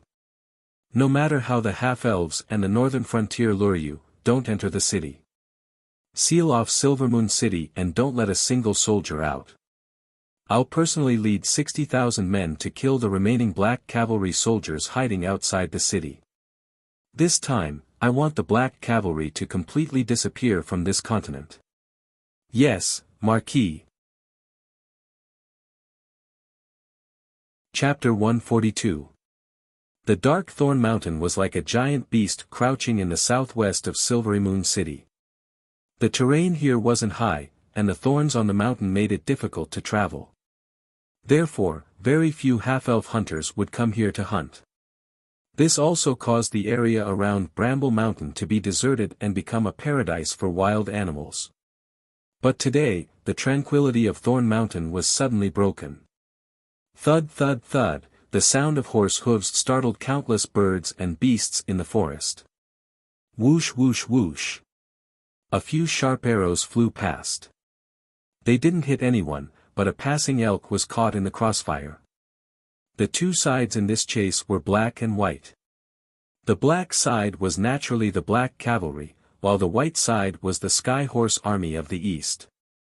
The black side only had one person, while the white side had slightly more people, about 30 riders. From the style of their uniforms, they should be sentries. This was actually a little strange. Because of the battle between the two armies, the Sentinel Cavalry would normally not go all out to pursue and attack. First of all, the sentry's main task was to bring back information, not the enemy's head. Moreover, if they gave chase too deep, they could easily be led into the enemy's encirclement. That would be suicide. However, the Sky Horse Legion Sentinel Cavalry Squad was chasing after the Blackguard Sentinel Cavalry. They were so desperate because they found out that this was a big fish, Colin Viscount Angley. The sentries of the Sky Horse Army didn't understand why the respected Northern Frontier Viscounts would personally come out to investigate. But after seeing Colin's face, which was exactly the same as the one in the portrait, they threw away all their worries and focused on getting first place in this battle. The mountain path was difficult, and there were thorns in the way. Both sides didn't push their speed to the limit. But after a while, they were almost halfway up the mountain. There was some foam at the horse's mouth, and it looked like it could collapse at any time. Colin reached out to touch the horse's neck, and found that the warhorse under him was sweating profusely. It was obviously going to die soon. Half-elf warhorses really couldn't compare to the good horses of the northern frontier. Colin secretly ridiculed. At this moment, the warhorse under him suddenly staggered and rolled on the ground. The crisp sound of bones breaking was exceptionally ear-piercing. Colin, who was on the horse, was also thrown out, but he had already adjusted his posture in the air. When he landed, he rolled forward to reduce the impact, and then jumped up vigorously. Quick, catch him. The pursuing sentries of the eastern region immediately rushed forward as if they had been injected with chicken blood. Colin calmly pulled out the blade of judgment from his waist and faced the dozen or so fast horses that were charging at him. He assumed a fighting posture. Boom! There was a loud bang. Judgment blade, burned with red flames, and a blinding golden holy light burst out. What followed was blood splattering everywhere, as if it was raining blood. As for the cavalryman who was charging towards Colin, he was split in half along with his horse. The blood and golden light gradually dissipated, and Colin's figure gradually appeared. At this time, he was already covered in blood, looking like a devil who had crawled out of hell. Colin licked the blood on his face and was about to taunt the other side when he saw another cavalryman charging at him from the side. Boom! The blade of judgment turned into a red light and split the cavalryman in half. However, there was still a third, a fourth, a fifth. These sentries of the eastern region seemed to have gone crazy. They rushed towards Colin one after another, like moths to a flame. After slaughtering the 15th cavalryman, Colin saw the 16th cavalryman rushing towards him. Finally, his face changed. The holy light emitted from the other side showed that the 16th cavalryman was a knight. At this time, Colin's arms were already numb from the previous crazy impact. He no longer dared to take the hit head-on. He quickly rolled on the ground to avoid the impact of the other side. At this time, he finally understood why a high-grade knight couldn't escape death when surrounded by an army. Just when Colin was thinking about whether to transform or not, the sound of hooves was heard again from the forest. Soon, more than a dozen black-armored cavalrymen appeared on the battlefield. Protect Viscount Angley. Seeing this, the sentries of the eastern region knew that they would not be able to catch this big fish today. They immediately turned their horses around and fled down the mountain. "Sir Viscounts, are you okay?" "I'm fine." Colin put away his sword and shouted to the cavalrymen who tried to chase, "Don't chase, let them escape." "Yes. Sir, a large number of Eastern Region troops have gathered at the foot of the mountain. We have been surrounded. Do you want to break out immediately?" Colin touched the blood on his face and shook his head. "No, it's not time yet." "Yes." Colin looked at the other side's young but determined face and suddenly asked, "What's wrong? Are you afraid?" The sentries of the Black Cavalry decisively shook their head. "Sir, the Black Cavalry is never afraid of battle." Colin raised his eyebrows. "Even if it's a fight to the death, you're not afraid?" "Not afraid." The young sentries of the Black Cavalry straightened their chest with a natural look. Colin stared at the other side's eyes and then looked around. He found that there was no trace of fear in the eyes of the Black Cavalry soldiers. His mood suddenly became very complicated. After hesitating for a moment, he whispered, "You will really die in this battle." Bang! The sentries of the Black Cavalry heavily patted their chest armor and shouted, "As long as we can take revenge for the Shadow Canyon, we will die without regrets. Die without regrets. Die without regrets." Looking at the impassioned faces in front of him, Colin suddenly felt something surging in his heart. Perhaps this was the real reason why the Black Guards were undefeatable and invincible. Colin took a deep breath and solemnly clasped his right hand on his chest. He saluted the crowd and loudly said, "I promise you that I will fight with you until the last moment. Moreover, this army of the Eastern Region will be destroyed in the Half-Elven Kingdom."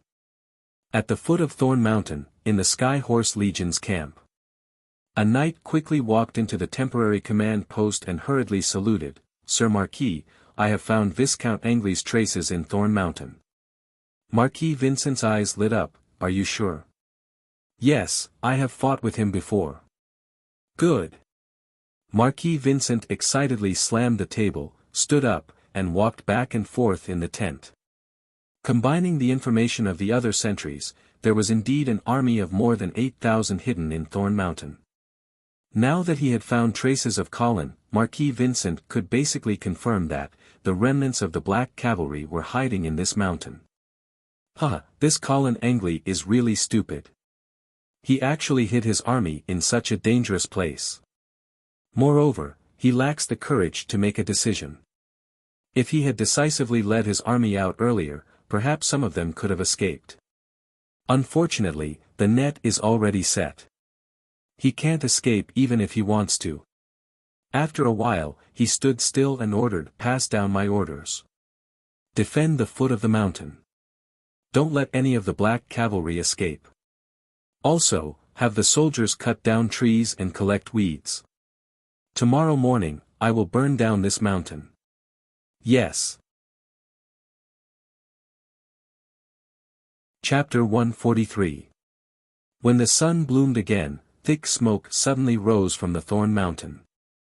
It was the end of autumn and the beginning of winter. The weather was dry and the dead leaves and branches on the mountain made the fire unstoppable. Looking down from the sky, at this time, at the foot of the Thorn Mountain, a fire dragon had risen and was spreading at an extremely fast speed. People who had experienced a fire would understand that the fire was indeed terrible, but what was more terrible was the thick smoke caused by the fire. It was the real culprit with the most destructive power. As the fire and smoke continued to rush to the top of the mountain, screams, neighs, and shouts finally made the Thorn Mountain boil. The army on the mountain could no longer continue to hide. Without the command of the officer, they immediately rushed down the mountain. At the foot of the mountain, the Sky Horse Legion had been waiting for a long time. But when the first soldier rushed out of the fire, the soldiers of the Eastern Region were stunned to find that the other side was not wearing the military uniform of the Black Cavalry. In fact, he was not even human. He was a half-elf. As more and more half-elf soldiers rushed down the mountain, the soldiers of the eastern region were confused. Wasn't it said that the black cavalry was hiding on the Thorn Mountain? How come all the soldiers rushing out were half-elves? However, although the soldiers of the eastern region were puzzled, their hands did not slow down. They immediately shot arrows at the half-elves who were rolling on the ground. The transmission of information on the battlefield was always a bit delayed. At this time, the soldiers of the eastern region did not realize the seriousness of the problem. Most of them were still thinking, maybe the black cavalry rushed out from another direction. However, what they did not know was that almost all the soldiers rushing down from the Thorn Mountain were half-elves. The word, almost, was because there was only one group of black cavalry rushing out from the foot of the mountain in the southwest. There were not many of them, only 100. But this already made the soldiers of the eastern region very excited. Not to mention, there was a big fish in this group of black cavalry. That is Colin Angeli. Quick, don't let him escape. Colin led a group of black cavalry, at this time, like a tiger rushing down the mountain, with an indomitable momentum, crashed into the Skyhorse Legion's position. Bang! Blood splattered everywhere, and severed limbs flew everywhere. This confrontation had just begun, but it had already entered the most desperate stage. However, the black cavalry were too few in number. Although they had broken through the Skyhorse Legion's defensive line, most of them were trapped in the enemy's position. Only a few cavalrymen followed behind Colin and stubbornly rushed out. Quick, inform the cavalry to pursue. The Skyhorse Legion also had cavalry. Although there weren't many of them and they weren't as famous as the black cavalry, they were more than enough to surround and intercept the black cavalry's scattered soldiers. Sharp whistles kept echoing in the forest, and a team of eastern cavalry began to gather at the periphery of the Thorn Mountain. Colin and his men didn't dare to look back. They kept drilling into the lush forest, trying to create trouble for their pursuers. However, there were still too many pursuers. Arrows flew past them one after another, occasionally taking the life of one of their companions. He didn't know how far he had run. When Colin looked back, he found that there were only 3 black cavalry soldiers left behind him. However, the pursuers behind them were like corpses, and they couldn't get rid of them. There were even sharp whistles coming from the front, which should be the eastern cavalry's encirclement. Facing this desperate situation, the last 3 black cavalry soldiers exchanged glances with each other and suddenly stopped their horses. Colin heard the horses neigh and quickly looked back. He saw that the 3 men had already slowly turned their horses around and assumed a charging posture. "What are you doing?" "Sir Viscounts, we are helping you block the pursuers."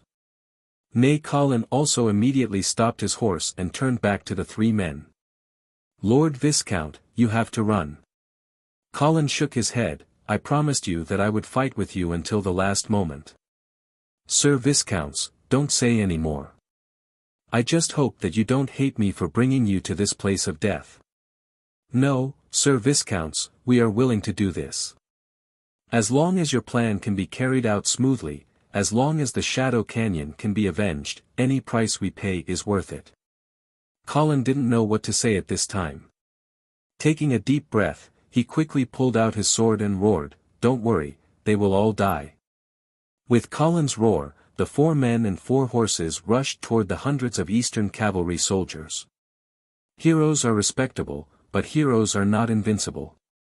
Soon, of the 4 heroes, only Colin was left standing alone in the encirclement of hundreds of eastern cavalry soldiers. "Viscount Angeli, put down your weapon, kneel down and surrender. According to the aristocratic law, we will give you preferential treatment. You can also write a letter back to the Angeli family and ask them to bring enough gold coins to redeem you."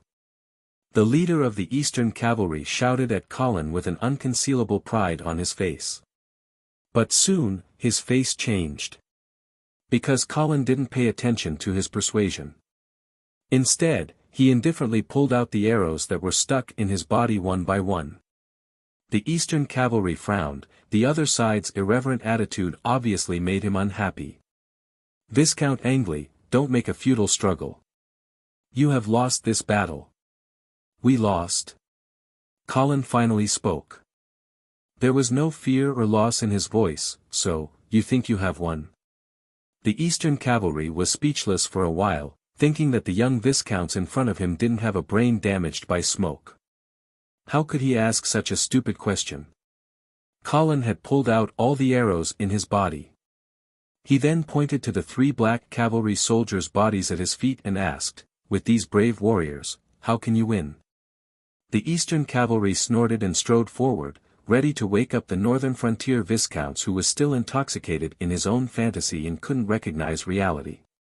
But as he approached Colin step by step, he found that the other side's momentum was rising rapidly. It even gave him the illusion that the other side's body was rapidly growing taller. However, this was not an illusion. Colin was really growing taller. Gotcha.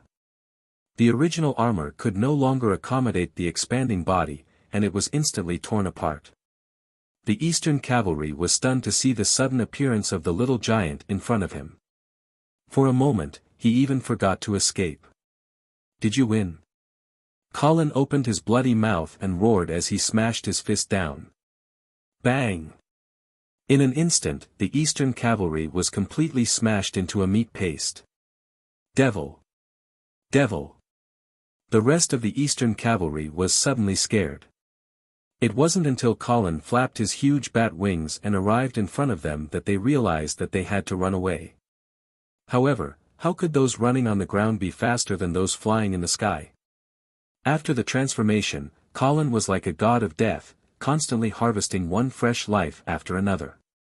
When the other Eastern cavalry arrived, they could only stare at the blood and broken corpses on the ground. What just happened here? A massacre? Chapter 144. Missing? What do you mean missing? Didn't you just report that you found his tracks? Marquis Vincent shouted at the messenger in front of him in the temporary command center of the Skyhorse Legion. I did. But now. I can't find him, trash.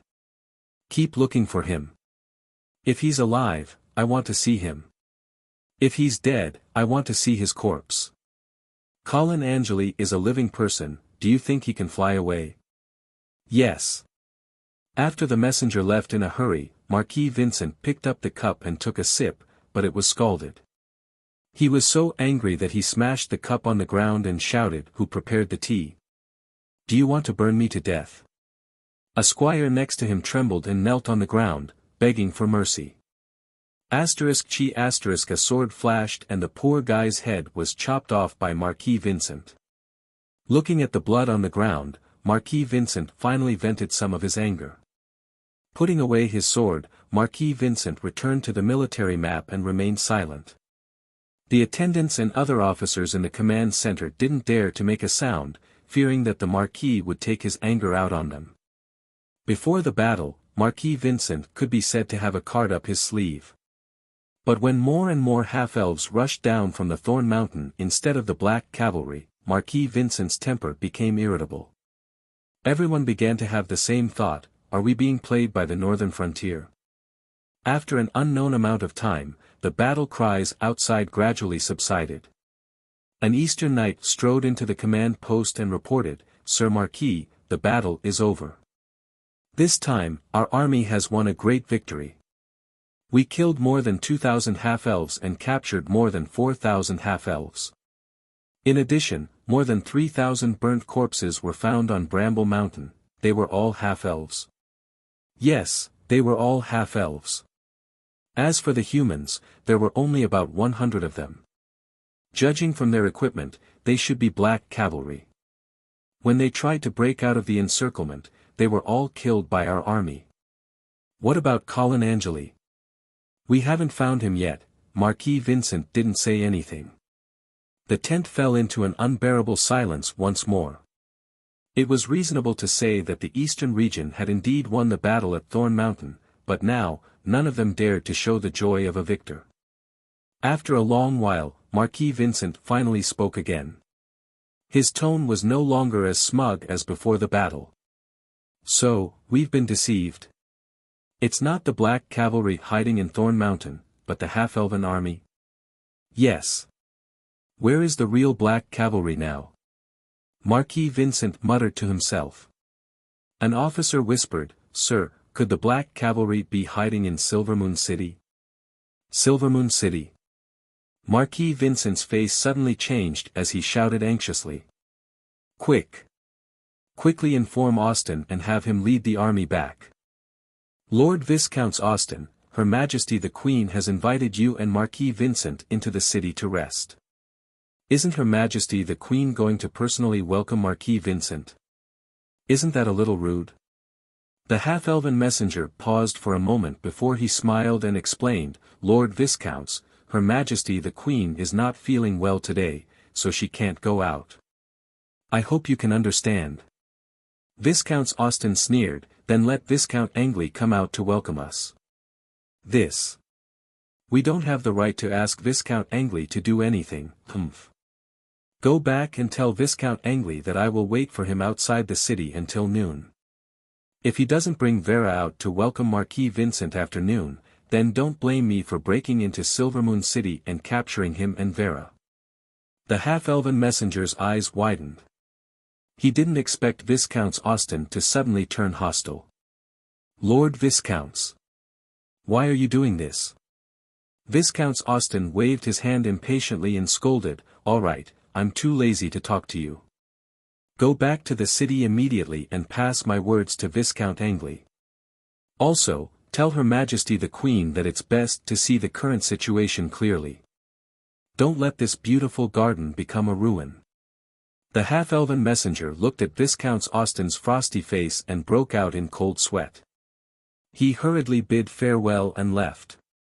Looking at the other party's wretched back, Viscount Austin snorted in disdain and ordered, "Pass down my orders, prepare to attack the city."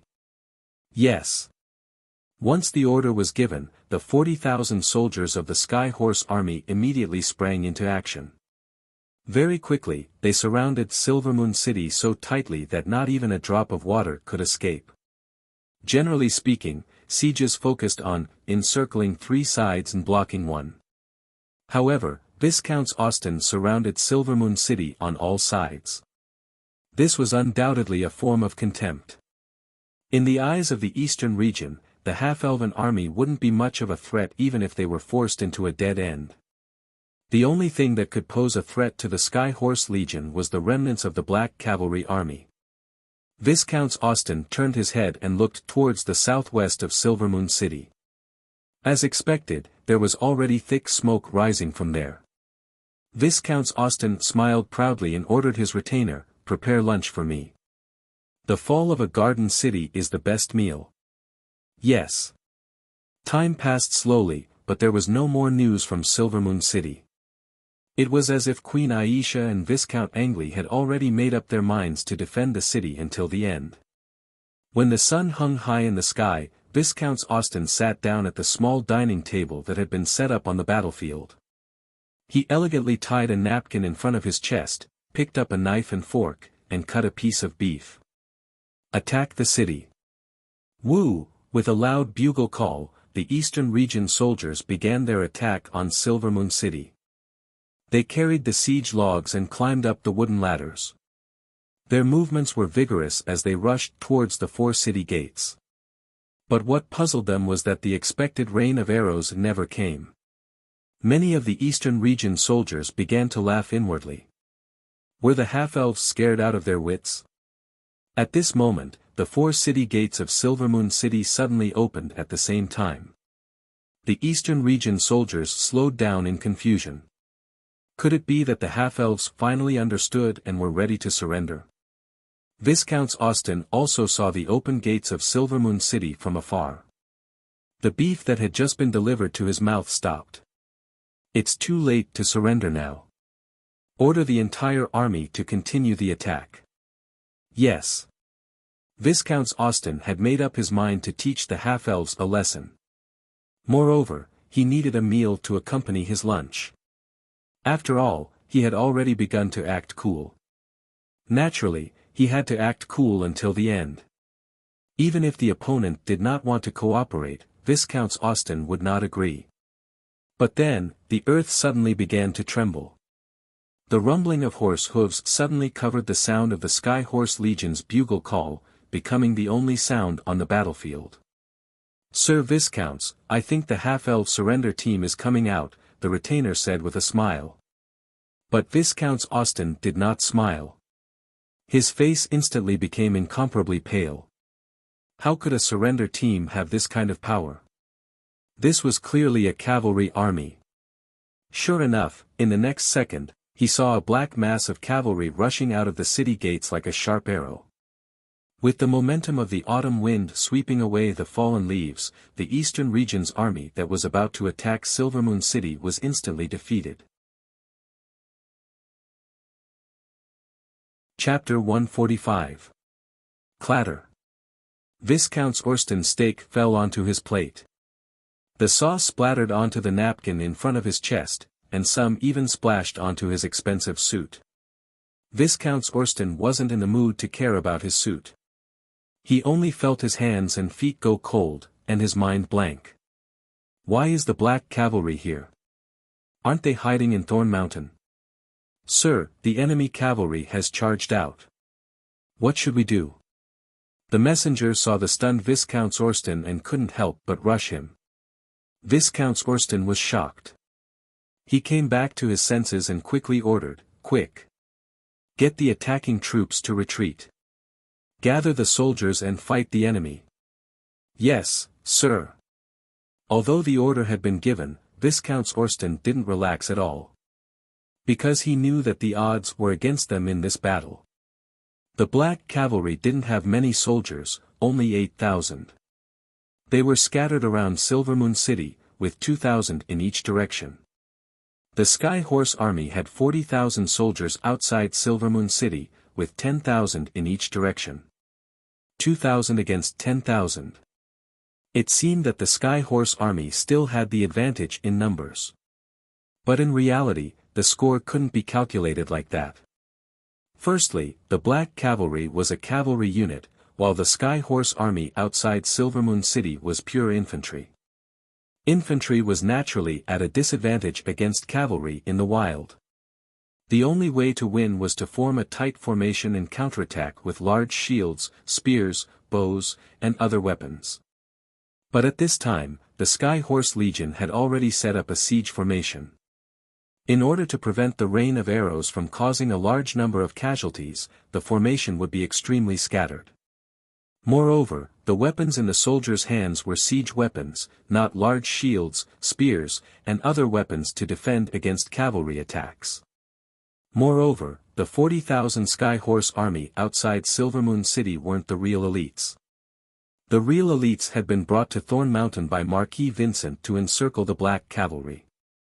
The 40,000 Sky Horse Army was originally prepared to fight the half-elves Silvermoon Guard. Of course, they wouldn't use elite troops. However, the heavens seemed to be playing a joke on them. The Black Cavalry did not appear in Thorn Mountain, but rushed out of Silvermoon City. Initially, I thought that my opponent would be a weakling with a combat power of 5. However, in the blink of an eye, Ultraman Tiga appeared. Viscount Austin's heart turned cold when he saw the Black Cavalry approaching him. His first thought was to run. However, his rationality told him that running away would only lead to worse consequences. Because those with 2 legs could not outrun those with 4 legs, if they were chased by the cavalry, they would really become lambs waiting to be slaughtered. The rumbling of the horses' hooves was like the sound of death, constantly approaching the Sky Horse Army. At this time, the Sky Horse Legion's battle formation hadn't even been formed yet. Black Cavalry's timing was too clever, completely catching the enemy off guard. In their panic, the soldiers of the Eastern Region could only raise their small round shields, which were originally used to block the rain of arrows from the city wall. However, these small round shields were useless in front of the cavalry charge. The officers of the Eastern Region shouted loudly, ordering the soldiers to form a spear formation. However, in order to attack the city, they would not carry a weapon like a spear, which would hinder movement. Where would they find a spear formation in such a short time? Only the archers shot a sparse rain of arrows at the black cavalry as one of the few counterattacks. Even more soldiers of the Sky Horse Legion turned around and ran back. In the past 100 years, the Eastern region's army had not been involved in any major battles. The weakness of their lack of combat power was revealed at this moment. Viscount Orsten closed his eyes in despair. The black cavalry did not waste any time talking nonsense. When enemies meet, their eyes turn red. With the heavy cavalry as the vanguard, the light cavalry swarmed forward.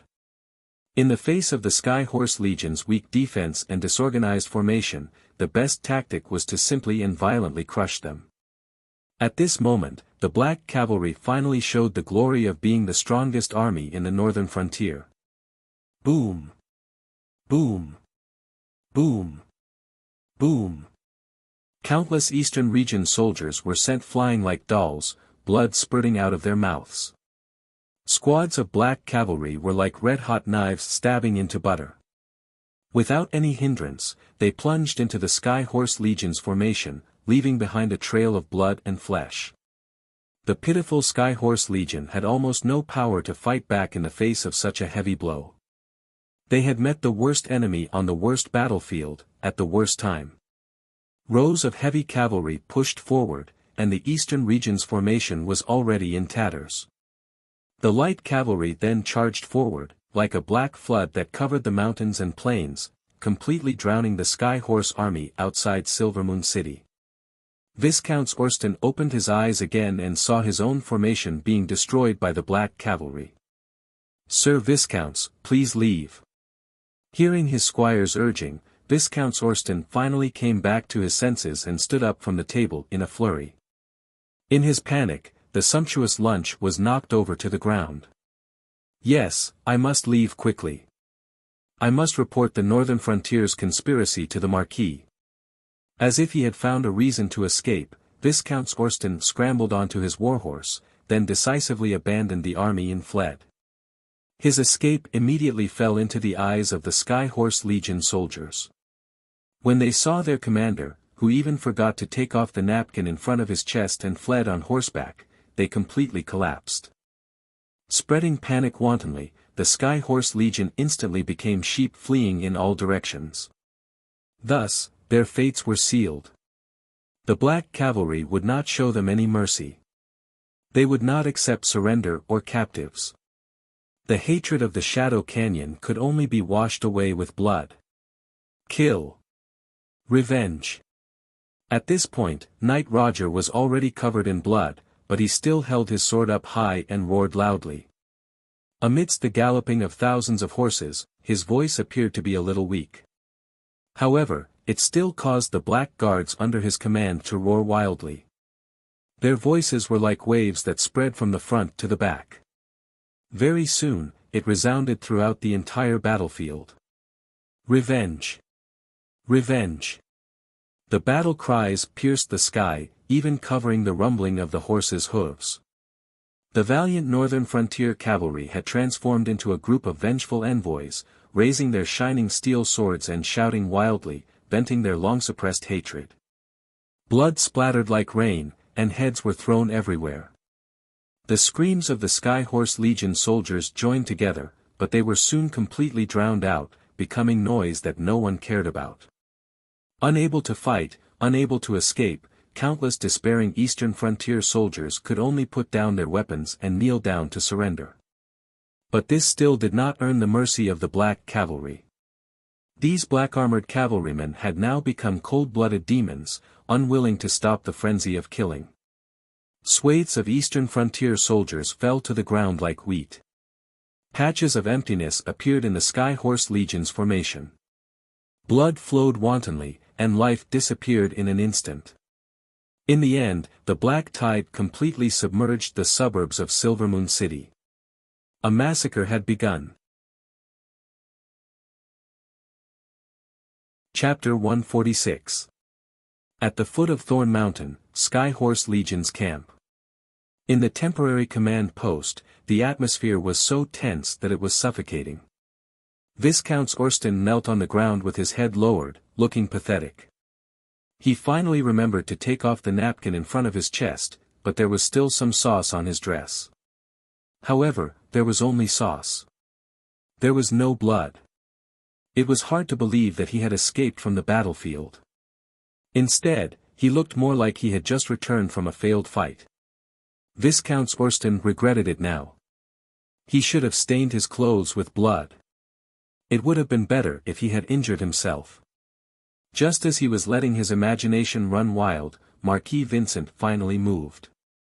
After suffering a series of setbacks, the Marquis of the Eastern region's temper had become more and more unpredictable. They thought that he would be furious after hearing the news of the 40,000 soldiers being annihilated. But who would have thought that Marquis Vincent would only quietly listen to Viscount Orsten's report and then faintly say, "Oh."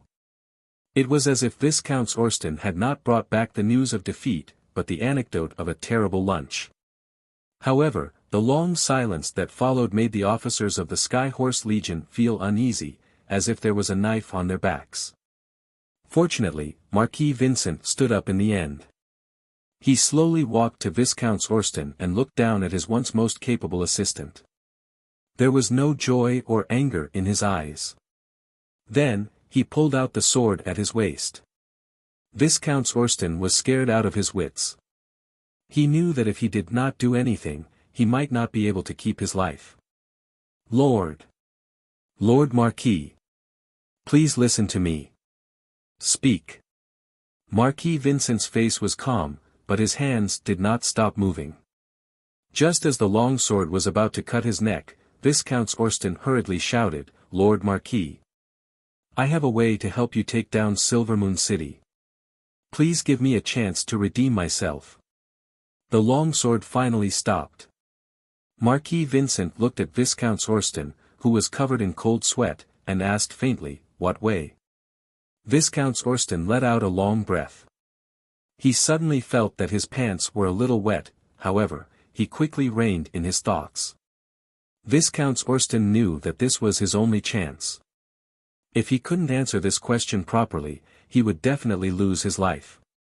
"Lord Marquis, although our army was defeated by the Black Cavalry outside Silvermoon City, our soldiers' valiant counterattack has caused great casualties to the Black Cavalry.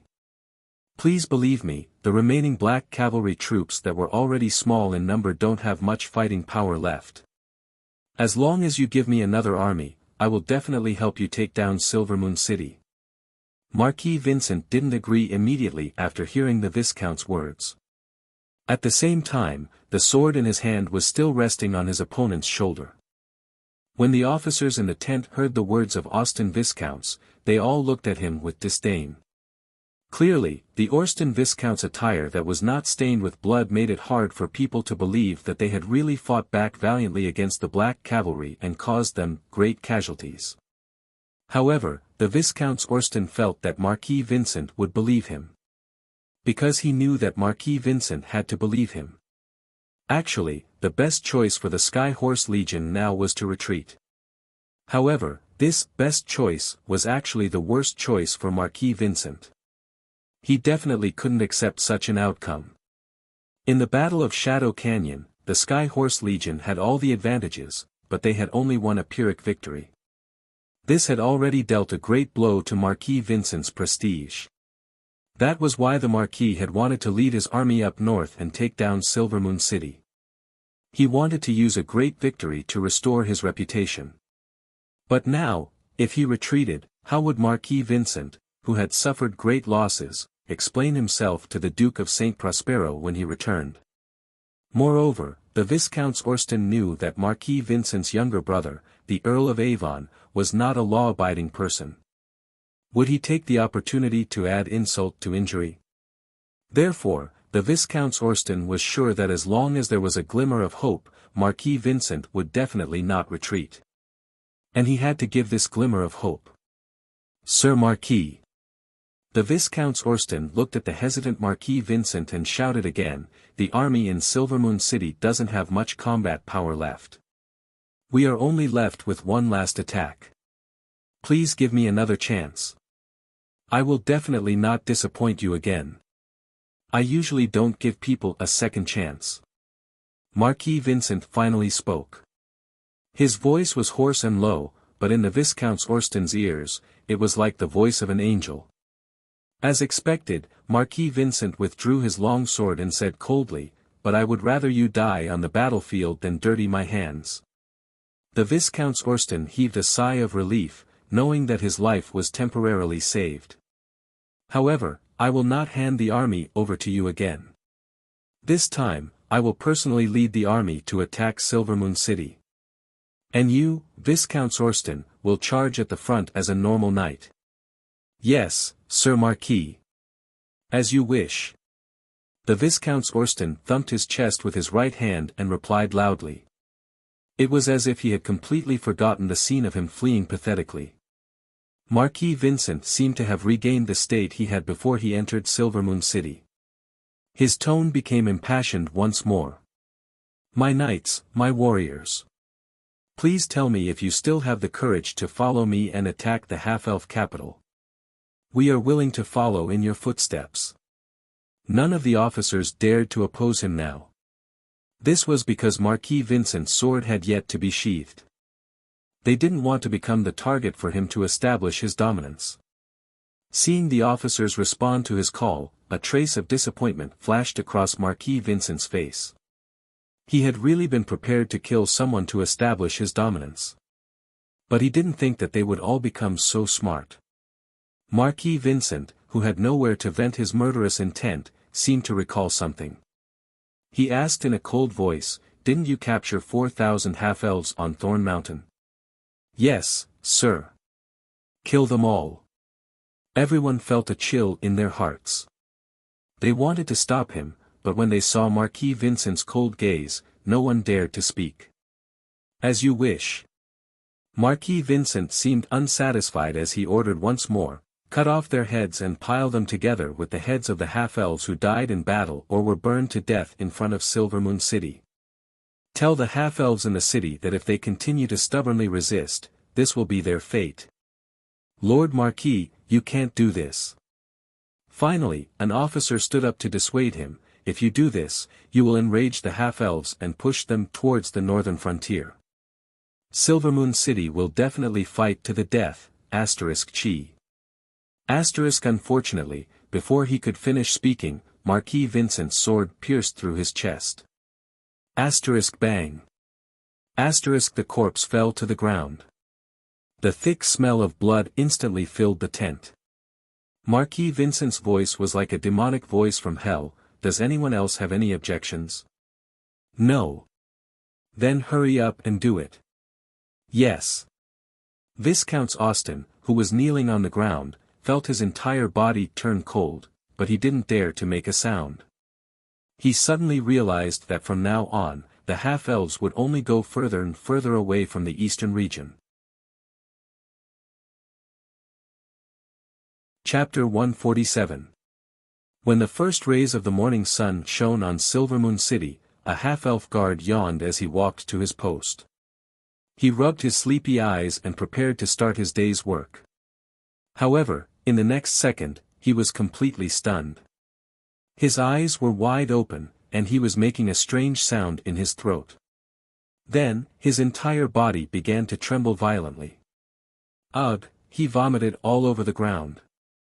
As if it was a signal, after him, the sounds of vomiting, strange cries, and screams could be heard from the top of the city. Not good. Not good. The people from the east are coming again.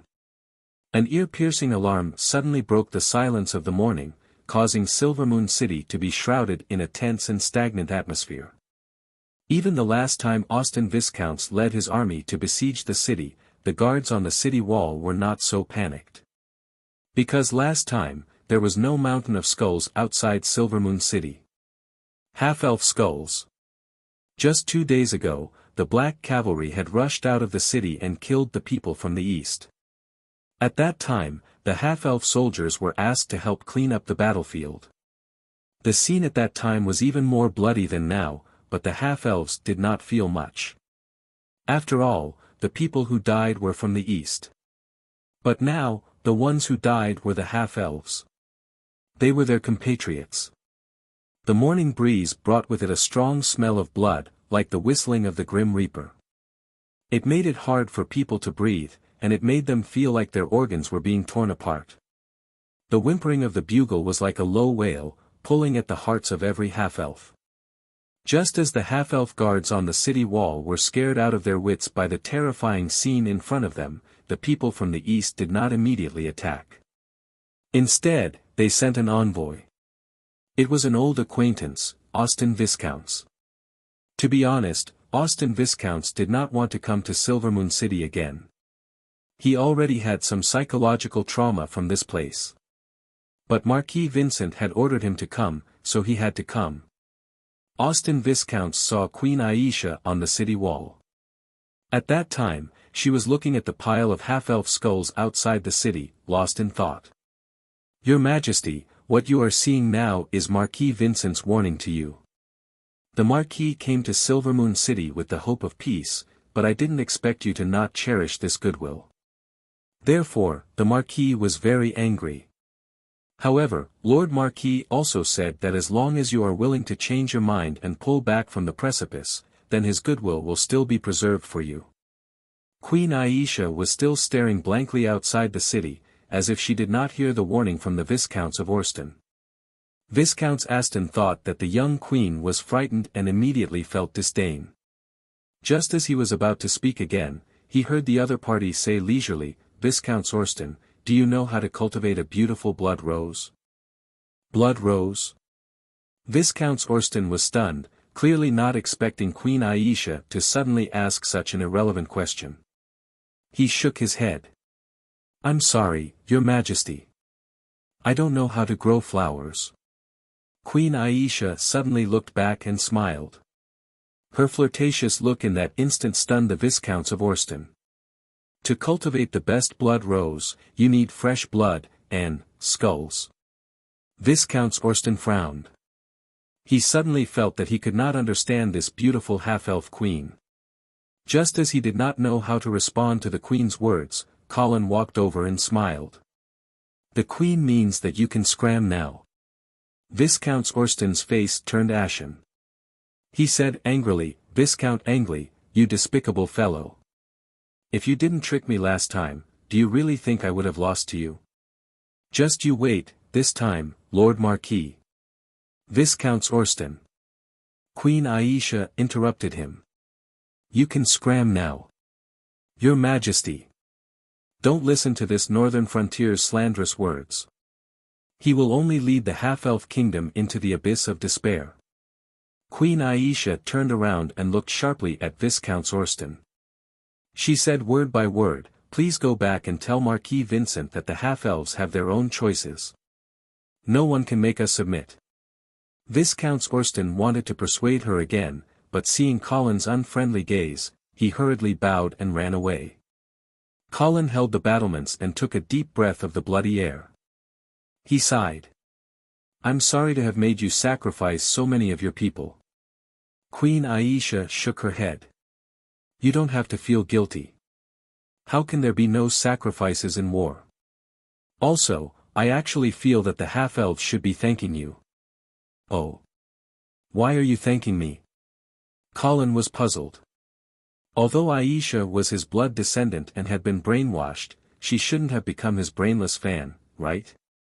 Queen Elsa was bathed in the soft light of dawn. Her whole body seemed to be covered by a faint halo, making her look mysterious and beautiful. She said in a low and powerful tone, "You're right. The half-elves have been living a leisurely life under the wings of the Radiant Empire for too long. Most of our people have already forgotten how cruel the outside world is. They have also forgotten that no amount of money can buy peace, let alone respect. They have also forgotten that only swords and blood can win us the right to survive in this world. Therefore, the half-elves need to make this sacrifice. Only the blood and heads of our brethren can let the half-elves see the truth of the world and awaken the bravery in their hearts." Colin suddenly turned his head and looked at the half-elven queen beside him. The morning light outlined her beautiful side profile, but in Colin's eyes, it was filled with strength and determination. "I remember that your Miller family's emblem is thorns, right?" Yes, blood-stained thorns. Queen Aisha also turned her head and looked into the eyes of the man beside her. She said the Miller family's language word by word. Only blood-stained thorns can stop the enemy. Colin looked at Queen Aisha's deep blue eyes and suddenly smiled. His smile was full of undisguised appreciation. I finally believe that you are the king that the half-elves yearn for even in their dreams. Queen Aisha also smiled and suddenly asked a rather critical question, aren't you worried that an awakened half-elven kingdom will be out of your control? Colin immediately laughed loudly, control. No, no, no. Compared to a weak slave that can be controlled, I hope to have a strong partner that can cooperate with me. Queen Aisha also smiled. Her perfect smile seemed to have completely dissipated the tension in the air. She gathered her skirt, bent her knees, and bowed her head. She solemnly bowed to Colin and said softly, Master Colin, I will always be your most loyal subordinate and most sincere partner. Colin smiled and helped Queen Elsa up. He leaned close to her ear and said in a low voice, don't worry. Since you want to awaken the bravery in your people, do you dare to play a big game with me? A blush quickly appeared on Queen Aisha's white and flawless cheeks. She obediently nodded and eagerly said, of course. Chapter 148. The early winter in Silvermoon City was already quite cold. The cold wind that blew from time to time brought up a large amount of dust that covered the sky. This garden city that was once carefully cared for by the gnomes had not been properly cleaned for a long time. Since the coup half a month ago, the dark clouds of war had been hanging over Silvermoon City, making the citizens feel suffocated. Now, this depression seemed to have reached its peak. Even the gnomes who had always been resigned to it couldn't help but want to vent their inner fear and depression. Although the mountain of heads outside the city made many gnomes panic, it also ignited the anger in the hearts of the gnomes. Marquis Vincent's actions completely tore apart the hypocritical veil of the Eastern Army, revealing their bloody true face to the gnomes. At the same time, a rumor spread through Silvermoon City at an astonishing speed. The Eastern Army was going to massacre the city. Since the birth of this race, they believed in relying on the strong and believed that money could be exchanged for protection. At this moment, they finally felt the fear of their race being exterminated. Just as the gnomes were panicked, confused, and angry, another piece of news suddenly spread. Queen Aisha was about to give a public speech in the city's central square. As if they had found their backbone, the gnomes of Silvermoon City all rushed to the central square, looking forward to their queen leading them out of this crisis. It was already noon, and the central square had long been packed to the brim. A high platform was temporarily set up in the center of the square.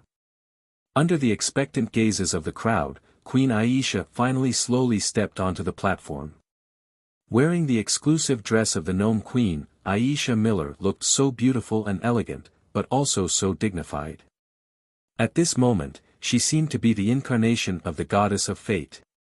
The gnomes gathered in the square seemed to be moved by this perfect figure. They all held their breaths, looking forward to their salvation. My people. Queen Aisha opened her mouth. Her beautiful face was filled with determination and calmness. That cold and inviolable expression seemed to indicate that no one could make her lower her proud head. I know that you are afraid and fearful. However, the enemy will not pity us because of our fear and fear. On the contrary, this will only make them raise their butcher's knife without hesitation. War had no room for fear and terror, let alone tears and begging. The only thing that can instill fear in our enemies is the sharp sword in our hands. Half-elves couldn't rely on the protection of others forever. Only a powerful army, brave warriors who were not afraid of sacrifice, and a belief that they would never give up, were the true backbone of the half-elf race. In the face of the threat and intimidation of the enemy, we will never surrender, never yield. We will fight to the end. Please take up arms and join me. The battle took place at the top of Silvermoon City's walls. Battles were taking place on every street and in every house. Fighting in front of the church of the God of Light, fighting under the gaze of the Goddess of Fate. We will never surrender. Even if Silver Moon City is occupied by the enemy, we will continue to fight in every inch of the half-elf kingdom. Until the benevolent and just God, moved by our unyielding faith, sends down his power to save this race worthy of his great grace. Whoosh! Queen Aisha's speech was like a spark falling into a pile of firewood, instantly igniting the anger that the gnomes had suppressed for a long time. In an instant, the entire central square boiled with excitement. The gnomes who had fallen into a frenzy seemed to want to vent all the anger and suppression in their hearts. Their shouts gathered together into a firm slogan. Fight to the end. We will never yield. Fight to the end. We will never yield. Fight to the end. We will never yield. A grand voice echoed through Silvermoon City, sweeping away the stagnant aura that had enveloped the city for the past few days. The dark clouds seemed to be shaken by this vast aura as they quietly scattered, revealing the sun that had not been seen for a long time. The bright sunlight shined on the high platform in Silvermoon City's central square, covering Queen Aisha in a dazzling light. Looking from afar, she looked like a goddess that had descended into the world. This strange scene made the gnomes in the square even more frenzied. Many of them had tears in their eyes as they chanted some unclear prayers. They were actually worshipping the beautiful figure on the high platform. However, at this moment, a strange change occurred. A black arrow that was like a poisonous snake shot out of its hole, shooting towards Queen Aisha like lightning. Chi! The arrow pierced through her chest and blood spurted out. The inviolable goddess in the eyes of the gnomes fell down in front of everyone's eyes. It was as if time had been paused. In that instant, the world seemed to have quieted down, not a single sound could be heard. However, in the next second, the square boiled with excitement again. Protect Her Majesty the Queen. Capture the Eastern Assassin. Take revenge for the Queen. All kinds of chaotic voices caused the situation in the square to go out of control. The gnomes could not believe that Queen Aisha, who had just brought them hope of redemption, had fallen on the high platform just like that. The last string of reason had finally snapped. The surging anger, under the guidance of some people, was instantly directed towards the Eastern Assassin. The voices of taking revenge for the Queen became louder and louder. At this moment, even the weakest gnomes were not willing to mention the word surrender. It was as if it was an insult to them, as if it was blasphemy to Queen Aisha. Countless gnomes with red eyes rushed to the recruitment office. They would follow the will of Queen Aisha and fight to the end, never yielding. The recruitment office, which had always been deserted, had never seen such a lively and fanatical scene. In just 5 hours, the 30,000 members of the Silvermoon Guard had been replenished. The gnomes who had not been able to join the army were even unwilling to leave. They were clamoring for the ordnance department to give them a weapon. Even if they could not join the army, they were willing to fight to the death for Queen Aisha. The gnomes who had always been weak and afraid of war, under the influence of various factors, finally had their hidden blood aroused. At this moment, they seemed unstoppable and fearless. As this fanaticism continued to ferment, Colin even had to ask the officers of the Silvermoon Guard to restrain their subordinates. This barely stopped the gnomes who had fallen into madness from wanting to rush out of Silvermoon City and fight to the death with the Eastern Assassin. However, the gnomes who were filled with anger and had nowhere to vent it still set fire to Silvermoon City. Of course, this was not because they were crazy and wanted to burn the city. It was because they wanted to destroy the wisteria on the city wall. The wisteria that was originally used to decorate the city wall would obviously become a ladder for the enemy to climb up during the siege. This action of the gnomes seemed to be a solemn declaration the weak and easily bullied race of the past that was greedy for pleasure was no longer there. Instead, it was replaced by an iron-blooded race that had been reborn from the ashes. Queen Aisha and Colin's careful arrangements, as well as Marquis Vincent's divine assistance, had successfully aroused the blood of the gnomes. Although this blood was still very weak, as long as it was properly guided and the blood and heads of the Eastern assassins were used as sacrifices, it might be possible to forge the martial spirit of the gnomes. Chapter 149. The setting sun slowly penetrated the clouds and shone its golden rays on the city walls of Silvermoon City. The black smoke that rose in spirals was somewhat abrupt in the sunset, and the city walls that were charred black by the smoke were particularly ugly. The once beautiful and bustling city of gardens had in the blink of an eye lost its impetuousness and superficiality, replaced by a solemn and stirring temperament. Countless angry half-elves stood guard on the city walls, glaring at the Eastern army outside the city with their scarlet eyes, as if they wanted to swallow them alive. The 4 beautiful but fragile crystal gates were completely smashed, and a large amount of gravel and sand were used to completely block the entrance to show their determination not to surrender. Outside the half-elven palace, a large number of sorrowful half-elves gathered, quietly praying for Queen Aisha, unwilling to leave for a long time. Inside the palace, the atmosphere was equally solemn. Until a priestess came out of the palace and reported with a smile, "My lords, please don't worry. Her Majesty's life is not in danger, but her injuries are very serious, and it will take a long time for her to recover." The half-elven nobles who were bitterly waiting outside the palace breathed a sigh of relief. That's good, God of light bless us. Praise the goddess of fate." Then, the priestess hesitated, as if she didn't know if she should say the following words. Her expression fell into the eyes of the half-elven nobles, and they thought that there was something wrong with the queen, so they hurriedly urged her. "Is there anything else? Is there something wrong with Her Majesty's body?" At this critical moment, Queen Aisha was too important to the half-elves. At this time, only she could unite the half-elves, and only she could prevent this crazy race from completely losing control. Actually, what I want to say is good news. Seeing the anxious faces of the half-elven nobles, the priestess could only helplessly explain. Then all the more reason to say it. Yes, the half-elven kingdom needs good news now. Under the urging of the crowd, the priestess had to tell the truth. When I was examining Her Majesty's body, I accidentally found that she was pregnant. Pregnant? Her Majesty is pregnant? At this time, the expressions of the half-elves became a bit strange. A few half-elf nobles even began to sneak glances at Colin. The close relationship between Viscount Angley and Queen Aisha naturally could not be hidden from the eyes of those who were observant. Colin was also dumbfounded. Am I going to be a father? Was it a boy or a girl? So vampires also had the ability to reproduce.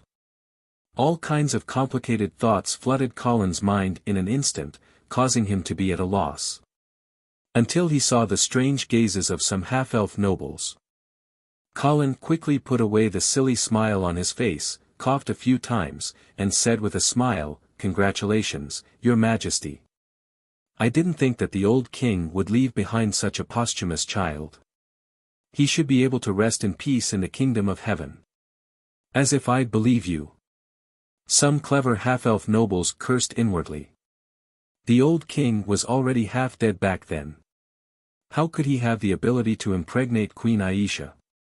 If he really had the ability, would he have needed the queen to adopt Prince Tup? However, although they were cursing in their hearts, on the surface, the half-elf nobles nodded in agreement. Yes, the old king can rest in peace. Yes. At such a critical moment, this child must be the will of God. Yes, it must be the grace of the God of light. Seeing that they had already fallen out with the eastern region, these half-elf nobles did not dare to offend the northern frontier. So even if they knew that this child was most likely Colin's, the half-elf nobles could only pinch their noses and accept it. Colin nodded in satisfaction. He was very satisfied with these half-elf nobles who knew what was good for them. All right, everyone quickly tell Her Majesty's people these 2 pieces of good news. Let them understand that God has not abandoned the half-elves. Yes. All of you are dismissed. I will go see Her Majesty. After saying this, Colin walked into the queen's bedroom in an unyielding manner. The half-elf nobles exchanged glances with each other and then dispersed. Walking into the bedroom alone, Colin waved to the maids and ordered, "All of you are dismissed." Yes. At this time, Queen Aisha was lying quietly on the bed with a pure white thin quilt covering her body. Her beautiful face was like a delicate sculpture, and there was an indescribable strength in her weakness. After the maids left, the hall became quiet again. Queen Aisha, who was seriously injured and unconscious, sat up straight from the bed and looked at Colin with a smile. "We did it." There was a double meaning in her words. In order to treat her wound, Queen Aisha's upper body was naked at this time. Only her chest was wrapped in a white bandage. When she sat up, the thin quilt on her body immediately slid down, revealing a large area of snowy white. The undulating mountain range made Colin's breathing quicken for a moment. But he still quickly walked forward and let Queen Aisha lie back down. He shook his head and said, "If I knew you were pregnant, I wouldn't have let you take such a risk." Queen Aisha smiled indifferently, "It's okay, I can feel that the arrow didn't do much to me. The blood angel's divine power seems to have transformed me into another kind of creature." Colin's eyes flashed and asked, "Then recuperate well and drink more fresh blood." "Oh, right, didn't I ask you to try drinking the blood of some high-grade knights? Have you tried it?" "I have." "Are there any changes in your body?" "No, other than it being more delicious, it's no different from the blood of ordinary animals." Ugh, it seemed that the blood descendants couldn't advance by drinking the blood of high-grade knights. Colin noted this point and then said, "Rest well for the next few days. Leave the rest to me." Queen Aisha shook her head firmly, "No, I want to appear in front of my people again." Colin couldn't help but laugh. "You're addicted to acting." Queen Aisha stuck out her small tongue and revealed a rare look of naivety. "It wasn't easy for us to arouse the blood of the half-elves. If we don't strike while the iron is hot, wouldn't it be a pity? Well, then tomorrow morning, you go to the city again." Colin sighed, "I now suspect that even if the Black Cavalry doesn't move, the Eastern Army outside the city won't be able to take down the current Silvermoon City." Queen Elsa smiled sweetly. She took Colin's hand and placed it on her flat belly, which was not yet obvious. She said affectionately, "I want to leave him a powerful half-elven kingdom." You're tuning into the Han Lee's Wuxia Adventures YouTube channel. We're so grateful for your support, and don't forget to subscribe to join us on this incredible journey through captivating stories. Your generosity through donations truly makes a world of difference, as it's the primary source of revenue that allows me to expand and enhance this channel for you. Thank you from the bottom of my heart for being a part of this adventure.